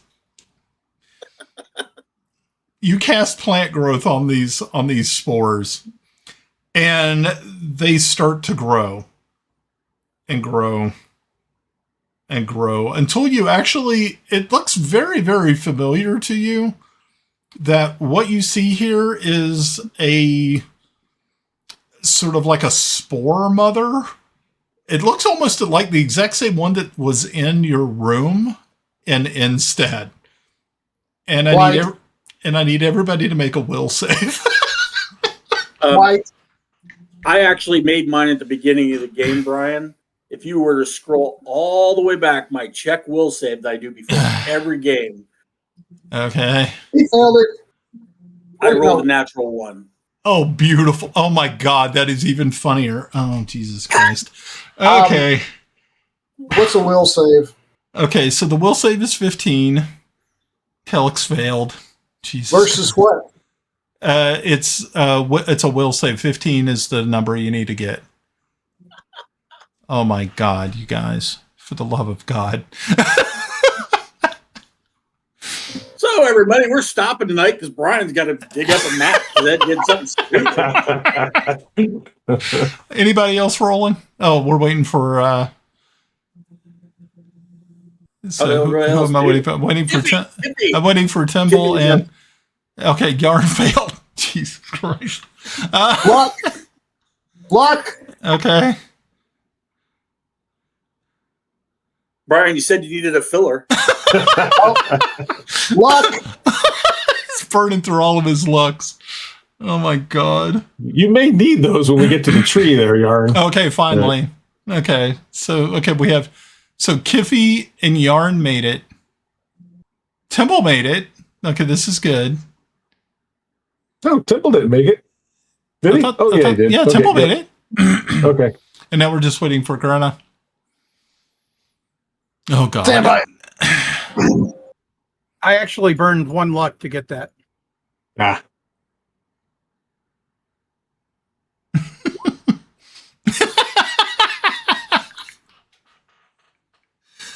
Oh God, have mercy. If there's no fey creatures, I'm bringing the fey to us. Hey, Rick, Grenna rolled a 14. And why am I saving against it? Oh my gosh. Grenna have a wisdom modifier at all? Yeah, I'm sure she does. She's a ranger. I'm sure she's got some kind of. I would hope so. Though if she took artificer, she might have more intelligence and wisdom. Oh, that's true too. So she got a 14. Actually, hold on. Okay, so she got a 14. Okay. Great. So, Brian? Yes. Blight on that fucker as it's growing. Okay, well, all right. So, okay. So, I think we have to go to initiative. Yeah, we're going to have to go to initiative, which is like, oh my God. Fuck I can't believe it. me. Okay, now I gotta go back in here and find this Fuck thing. me. It's not with us right now. Oh my gosh, this is so funny. Why, Lord? You're welcome, Brian. Uh-huh. Okay. Remember to click your token, gents. Yeah, make sure to click your tokens. And I'll put us on to at least you can see the turn order.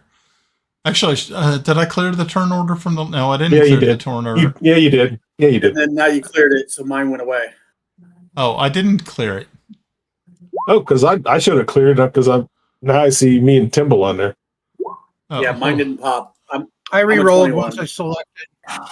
Okay, so y'all have to go through there and clean it up real quick. I have to get rid of the Kraken. You can fight the Kraken again. No, I guess not. No one likes the Kraken. All right, let me... Jeepers creepers, I can't believe we're doing this. Me either. Lord forbid. Okay. All right. Well, this is fun. Holy shit, that's considered a deadly monster? Damn. Alrighty, well, that's fun. Oh, nice. Yeah, I guess. All right, so let me clean up you guys first, and then I'll roll for initiative for the Myconid Sovereign. Okay, so Timble, what'd you get? You got a 13? 15. A what? 15. A 15? 15. I don't even see it down here. Huh. Weird. Okay, 15. I'll change it. Mine's a 4. Okay, so Says I got a rock. 4. Oh my God. Okay. Kiffi, what'd you get? 1. A 1? Oh, God. Yeah, you know, that's Kiffi initiative. It's Kiffi initiative. Kiffi initiative. Tomas, what'd you get? It's a strategic move, right, Kiffi? 21. 21. Okay, cool. Alrighty. Yarn, you got a what? A 4? No? 4. Or Grenna? Grenna got a... What'd she get? Grenna. I don't see her. She's in there. Nope, she's not. Stand by. Okay. Grenna. Okay, so we're waiting for that. I want to address. So Joseph said YouTube is warning me to abide by community 28. guidelines. Oh God, a 28. Okay, 28. cool. 28. Okay, that's good. Kelex, what'd you get? I think it was a 16. Okay, yeah, Give me a I got second. you. Yeah, 16. Okay, Yep. good. So let me get rid of the. Okay, so I have Kiffi, Tomas, Yarn, Kelex, Timble, Grenna. Okay, good. So let me roll the initiative for our Myconid Sovereign. Did not do well. And that's okay. And I'm going to have to add them.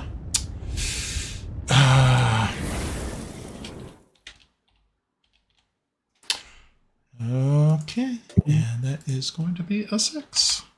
And let's do descending order. Okay, so the people who were affected were Grenna, Tomas, Kelex, and I think Kiffi, right? No, Kiffi was not. Oh, Kiffi was good. Yeah, I think it was just us 3. Okay. So great. All I did was go to the bathroom. What did you do, Ed? Are there any girls here? I want to do them. If there are any mushrooms, I've got a +1 butter knife. What? What is your intelligence? You'd think it would have kicked in at some point. Nope. So, Brian, nope. Oh my gosh. Okay. So, for those people who are affected by the mind altering, by the Myconid spawn, it has, what it did is it ejected spores, hallucinogenic spores at you. And so, you're going to be poisoned for 1 minute. It does not actually... Are they coming on us or are they coming on Hips? They're coming on us. They're coming on us. I have no idea what that was about. Hey, guys, For a change. yeah, maybe we should probably not do that. Okay, so yeah, the spores. So the poison target is incapacitated while it hallucinates. So you are, yeah. So you're incapacitated. You know, the target can you can repeat the saving throw at the end of each of your turns, ending the effect of its success. Okay. Does Kelex, his alter ego, he hasn't taken damage, so it would not actually come into play. But he now has a little bit more control over it. If you remember, Kelex, I gave you a couple of heads ups he's on that. hallucinating. I didn't know if he'd freak out. No. Depends on what I'm hallucinating about. Yeah, that's true. Okay, so the first person was Grenna. Grenna, you failed. So right now you're incapacitated, but you can go ahead and try to break free of it. And I just need a DC 15 wisdom save.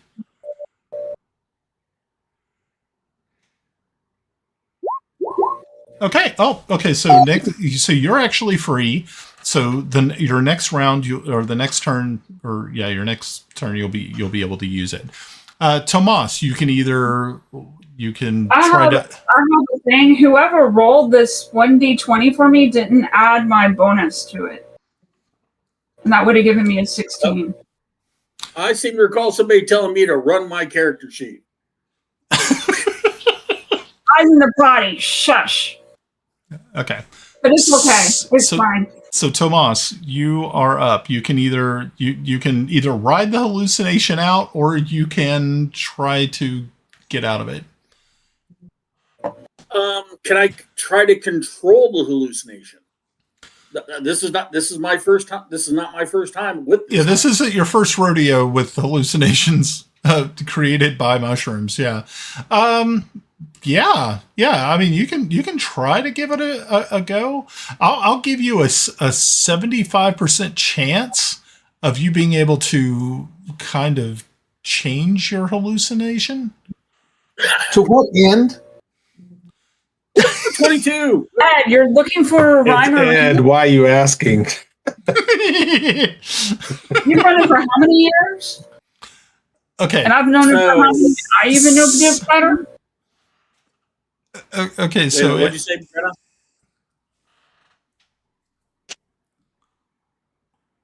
I didn't hear what you said. Grenna, can you repeat what you said to Ed? Piss off? I don't remember. She's hallucinating.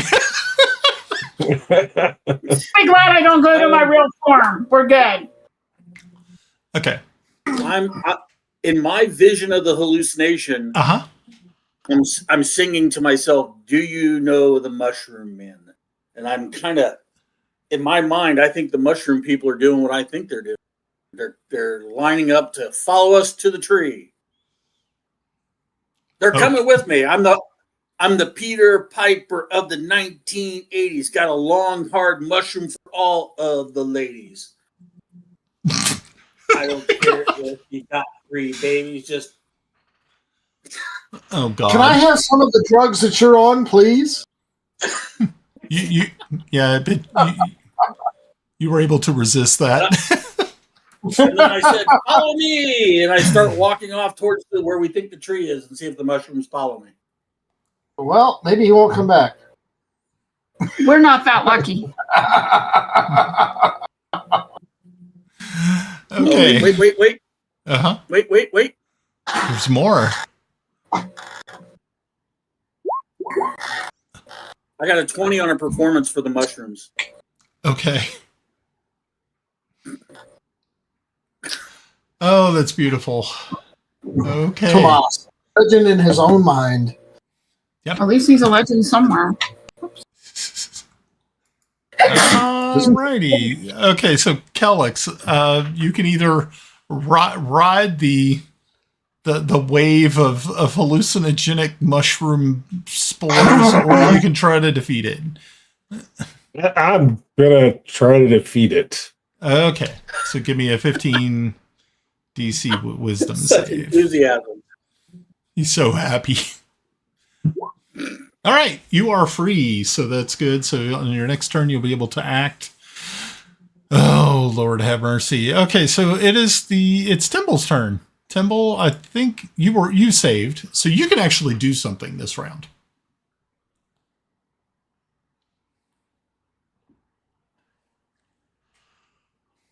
Set the table for me. What am I seeing in front of me? Okay, so what you see is this gigantic mushroom creature. It looks very similar to the one that you saw in Tomas's room like a couple of days ago when he kind of let his mushroom friends go crazy. And you can see that there's some people who've been affected by its hallucinogenic spore cannon. I'm gonna dig around in my pack for a oil. Oh, okay. Molotov it out and pitch it. Okay. So this pack. Fireball. Okay. All right. Is Wait, is that extra virgin olive oil? No, use butter. Use butter. think he's using. I thought our And if I'm wasting this turn I just think he's using putting it whale together, oil. I'm fine with that. Okay, so But if it takes me a turn to put it all together, I'm fine with that. I can throw it next turn. yeah, it's gonna take you a turn, to grab it out, get a rag to put in there to make a Molotov cocktail, and then so next turn you'll be able to use it. We have a little pool cart, so I'll make sure that I use Lord Tomas's clothing because clearly it's on fire. Oh, okay. Not yet. Alrighty, so it's the Myconid's turn, and the Myconid once again shoots out another cloud of spores. And this is its rapport spores cloud. So now it can actually talk to all of you. And Yay. Yay, yeah. And this is what you hear in your brain. Hello, my friends. Welcome. Welcome to the hive mind. You shall be assimilated. You want to be assimilated. It is time to join the collective. So, that is what it did. And what else does it get to do? Oh, it has a multi-attack. But it doesn't. Of course it has a fist. It's going to fist you. You're going to get fisted. Wow. Wait a minute. Is it really a fist, or is it just the mushroom cap? Just the tip? It's probably just the tip. It says it's a fist. So it is going to reach out and it is going to try to hit someone. These are actually relatively intelligent. So of course it is going to reach out to someone who is not under its hallucinogenic control. And unfortunately, that is going to be our favorite punching bag, Kiffi. All right, Kiffi, it 28. And it does a grand total of 13 points of damage to you with its punch. Oh, sorry, I did not. Don't look at that. That was bad. But it is also going to do an extra. An extra 23 points of poison damage. Ouch. It hurts. Now, let's see. How many multi-attacks does it get? Let's see. Well, it did the and then makes a fist attack. Oh, okay. So it can actually do another hallucinogenic spore attack. Or no, it's going to do a pacify instead. So this one is a DC 18 Constitution save. Or be stunned for 1 minute. For everybody? Everybody. Yeah, this thing is just What's DC 18 Constitution save. It's got 3 attacks. Wait a minute. I'm controlling the hallucination. I don't have to make that. Oh, Constitution. It's a Constitution save. Yeah. Yeah, I'm still controlling the hallucination. Have you ever seen somebody drunk fall down? Get back up again because they control the hallucination? Okay, so Yarn, you did good. Timble, you did not do so well. Kelex did not do well. Timble did not do well. So really about the only person... I did a single walk-in. No. Okay. Grenna did okay. So, yeah. Okay, you guys did... So, okay, so Yarn and Grenna, you guys are fine. Okay, and that's the Myconid's turn. Yarn, it's now your turn. So there's only 2 of you that are actually lucid. I thought Kiffi made with an 18. I'm waiting for it to show up. Oh, Kiffi did an 18? Oh, okay, so Kiffi's good. Okay, so what'd you do? I did Blight. Oh, okay, cool. All righty. It's not going to save. It does not get It's a plant-based critter. It automatically fails. Okay, perfect. So it does 27 points of necrotic damage? Yes. Very nice. Okay. Right. So I just have to... Okay. There's more to that. Hold on. Okay. What else could there be? Okay. Plant creature automatically fails a save. Mm-hmm. It's a non-magical plant, or is it a magical plant? It's a creature. It's a creature.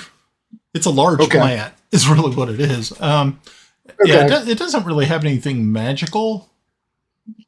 Not really. It's just spores. Okay, never mind. It says a non-magical plant that isn't a creature. Okay. Never mind. Hey, Russ, what level did you cast that? You can bump that. You can. No, I casted it at level 4. Ooh, okay. Okay. Cool. There's a reason for that. Okay, so Kiffi, I think you're clear, right? Yes. Okay, so Kiffi, what are you doing? Oh, I mean, you can flame strike. Okay, yeah, you can definitely do that. Let's see what sort of unbelievably fun damage you do, or if you hit it. So flame strike. Here, let me. What did he say? Now the cleric's casting fireball. Somebody's got to do it. It's kind of mixed martial arts fireball with fire and other things. So let's see. Here it is. It's a DC 18.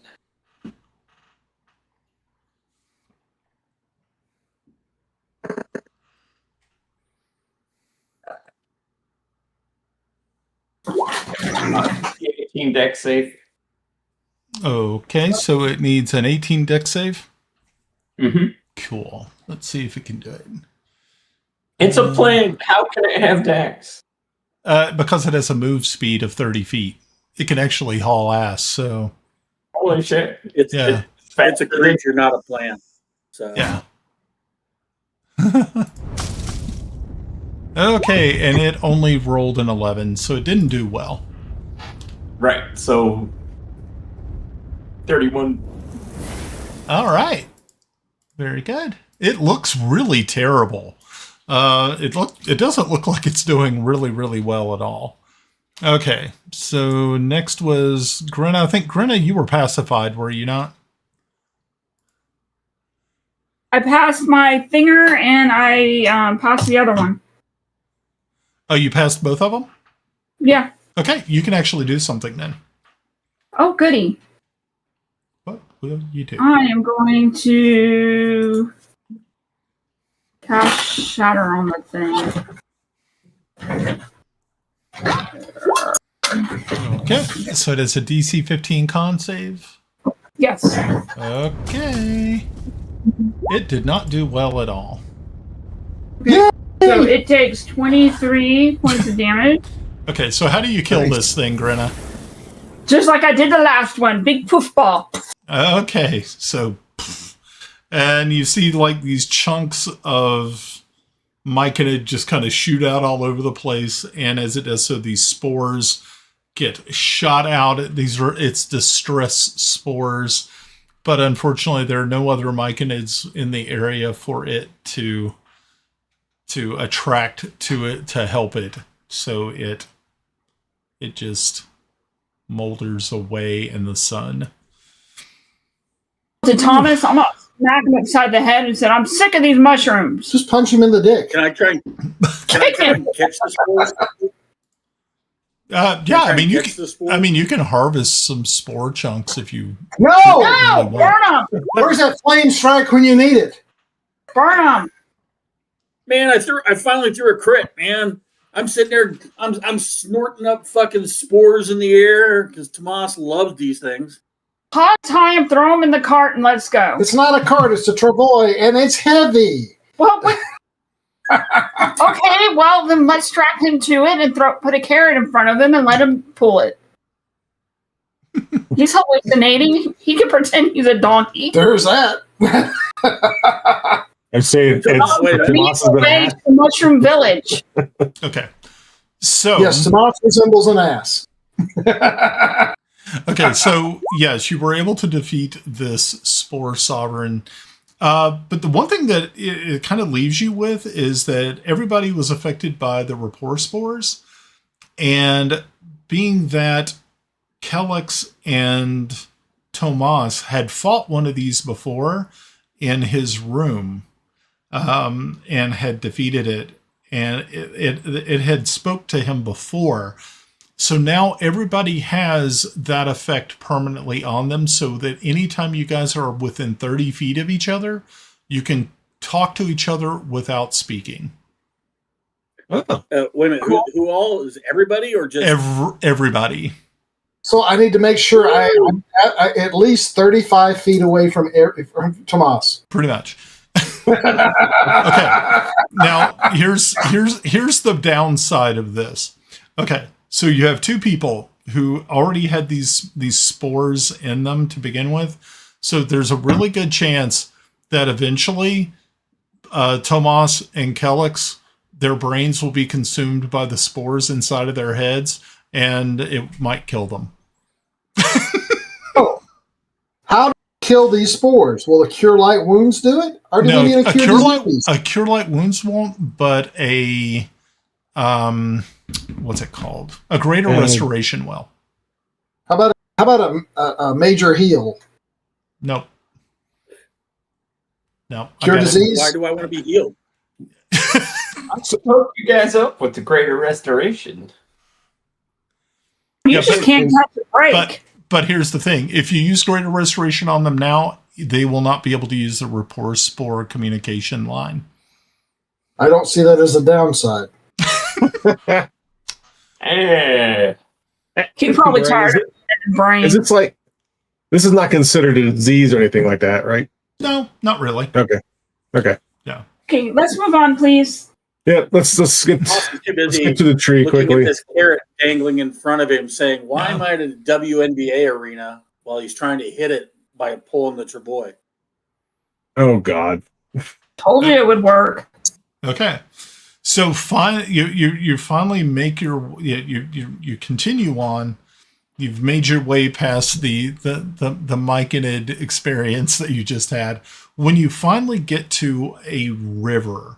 And this is a relatively wide, very quickly flowing river. And you can look up and down the shoreline, and you don't really see any really good place to ford. Well, I'm good. Misty stepped my butt across. How far across was it again, Brian? You're looking at about probably 300 feet. Oh. No, that's not. Misty step across that one. Nope. I can make it to, about 33% of the way. If only we had a boat.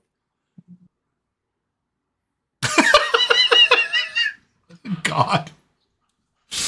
How would you have got it here? That's the funny part. Okay, hold on. And what the Vikings did, cut down trees and roll them. Well, while we're contemplating on what we're going to do, Kelex is going to cast a spell. Ooh. Kelex is throwing spells. Yeah, well, at least I won't fail this. Right. Find greater steed. Wow. Okay. This is a cool spell. All right. So I'm going to cast it. It takes 10 minutes for me while everybody's kind of figuring out what we're doing. And I'm going to summon a Pegasus. Nice. Wow. Okay. That's really cool. So yeah. So while everybody else is kind of looking around for and pondering on ways to be able to get across, Kelex, you have been sitting there on a rock next to the water. You can hear it rushing past you, and you just let your mind kind of flow out from you a little bit. And at the end of that 10-minute period, you open your eyes, and what comes walking across the water with its wings outstretched, is it just barely making ripples into the top of this very fast moving river, is this beautiful white winged horse. The rest of you are going, holy mackerel, where did this come from? That's twice in one night, Thomas. I know. Tomas rolled another 1 for his will save because he's still under the effects of the mushroom drugs. I rolled a 1. So, what does a 1 do for me there, Brian? What are you trying to do? I'm still under the effects of the mushroom drugs, and I see this Pegasus appear out of nowhere. Oh, yeah, you completely think that this is just... Yeah, I mean, as you're looking at the Pegasus, you can see, like, its wings sort of melt, into itself, and then they're replaced by these gigantic dragon wings. You're like, oh, that's too boss. Oh, that's crazy. I'm like, I can't wait to ride an Assavissarax. I want to ride Assavissarax. Then it's the Pegasus head just kind of swivels towards you, and it says in this really deep voice, it says, "I'm gonna ride you first, bitch." I'll take good money to see. So I'm sure I could carry you one across one at a time, but I'm not sure if I could take the supplies with us.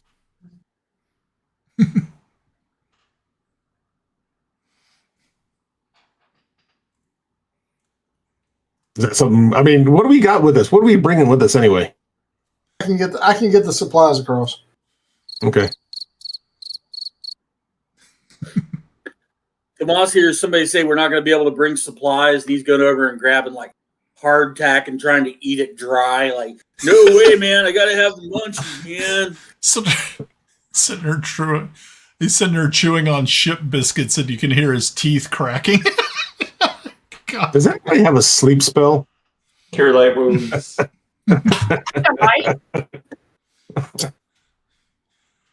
I was thinking rope trick, but with it wrapped around his head. No, I have Is that a plan? We could take you, if you can get the supplies across. Yeah, I can get supplies across.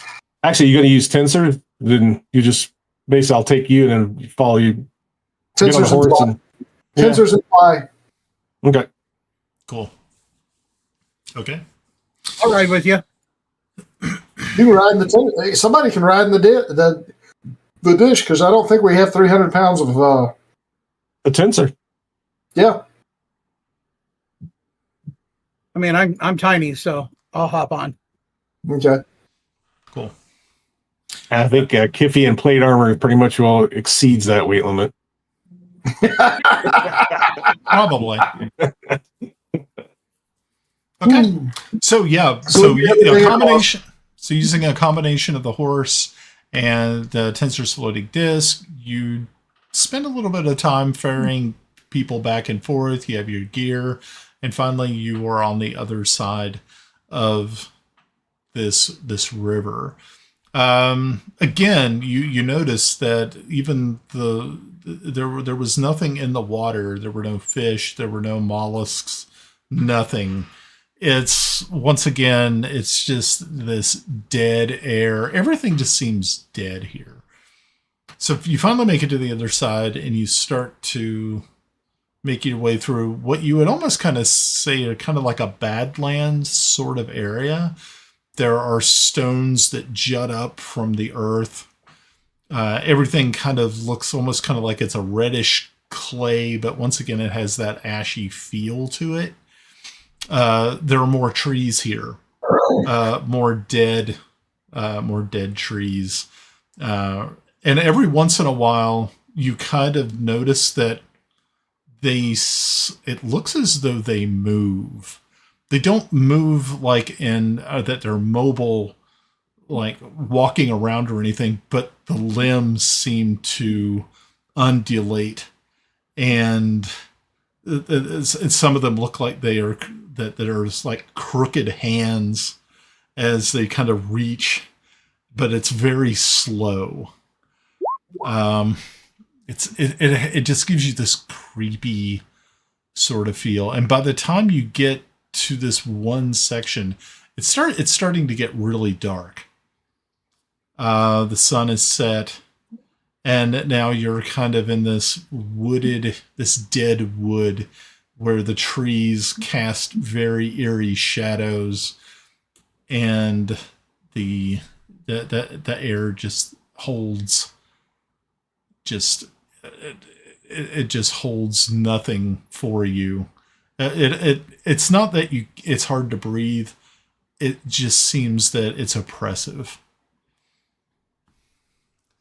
So are you going to continue? Midnight oil. Okay. Has your bird seen anything? So Edgar, has sent him up, and he's been looking around. And again, it is just this vast, just dead forest with these stones that are jutting up. But in the distance, you can see, Yarn, that there is truly a gigantic tree in the distance. But it is still some ways off. Okay. So, question, do we want to spend the night and get a long rest, or do we want to continue moving at night? Yes and no. I'd suggest Layman's. I can cast that. It fixes the atmosphere around us. They can't fuck with us, and we'll be safe until next jump. Reasonable. Woo. Can we sense what's going on? Tomas, can we sense what's happening outside the hut while we're inside? You can see the atmosphere. So a 10-foot wide dome, 4 springs distance around and above you, and remains stationary. 9 creatures, spell fails, blah blah blah. Creatures and objects from the dome, when you cast a spell, can move through it freely. All creatures and objects are barred from passing through.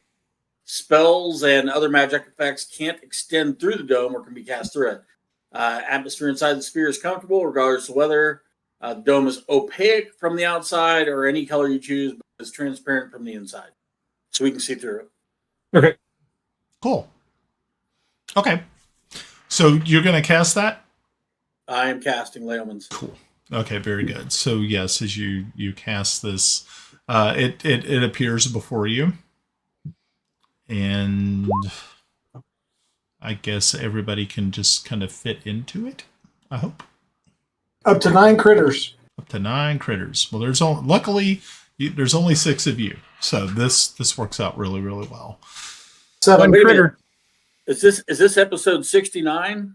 No, this is 70. No, that was the last one. Damn it, I missed the 69 joke in the fucking thing, damn it. I was waiting. Okay. So, I think this is probably not a bad place to stop for the evening.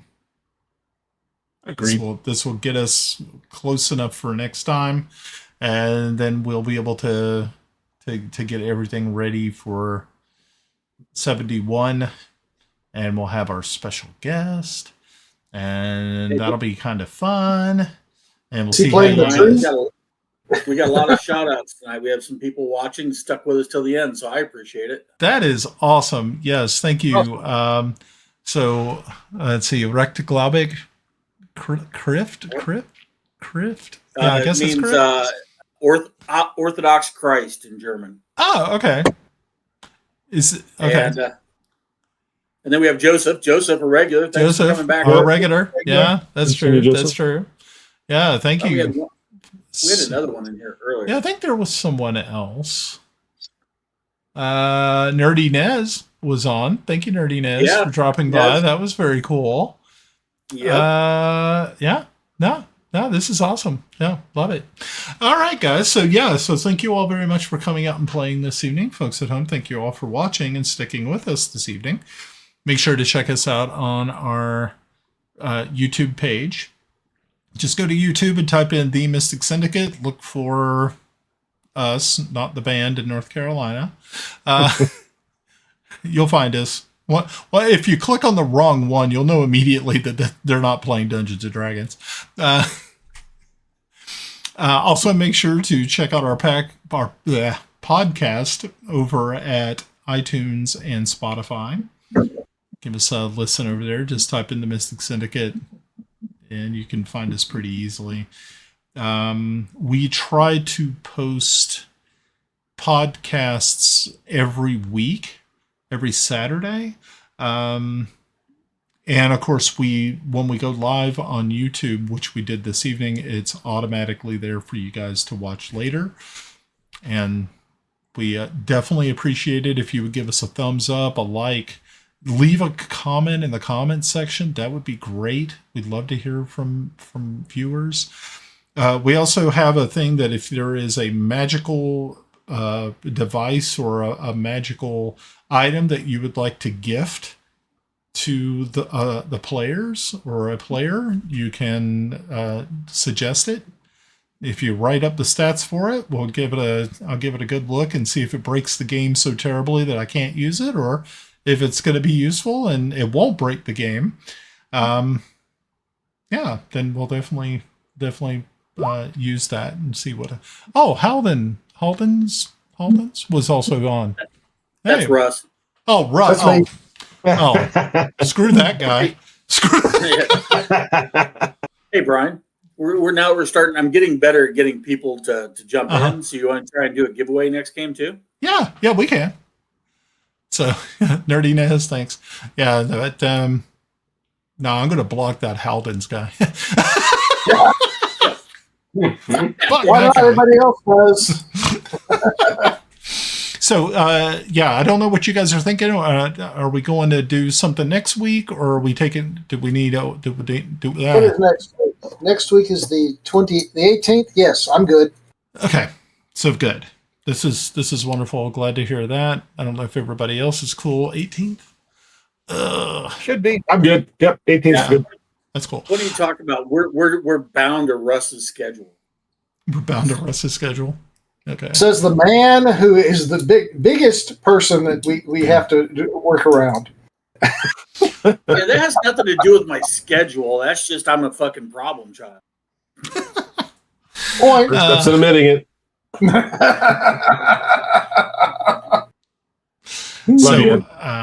So next week I think we're going to play. The week afterwards is I think I'm going to be away because it's my birthday.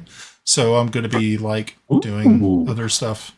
I turned 48 or no 58, 48. God, I wish 58 in 2 weeks. So yeah, I'm not as old as some, but older than many. Yep.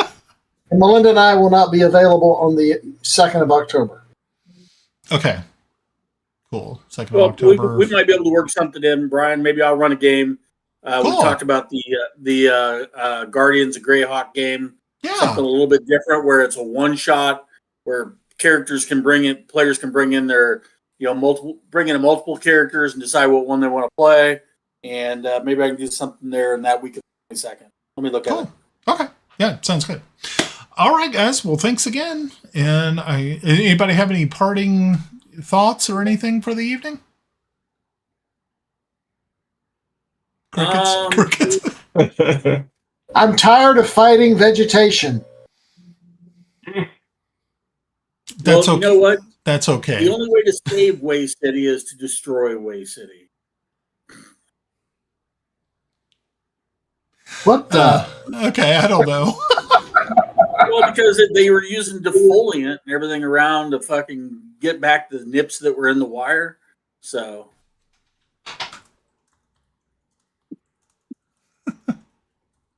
Oh my gosh. Yeah. Alrighty. So, yeah. So, okay. Hey, who muted me? I didn't.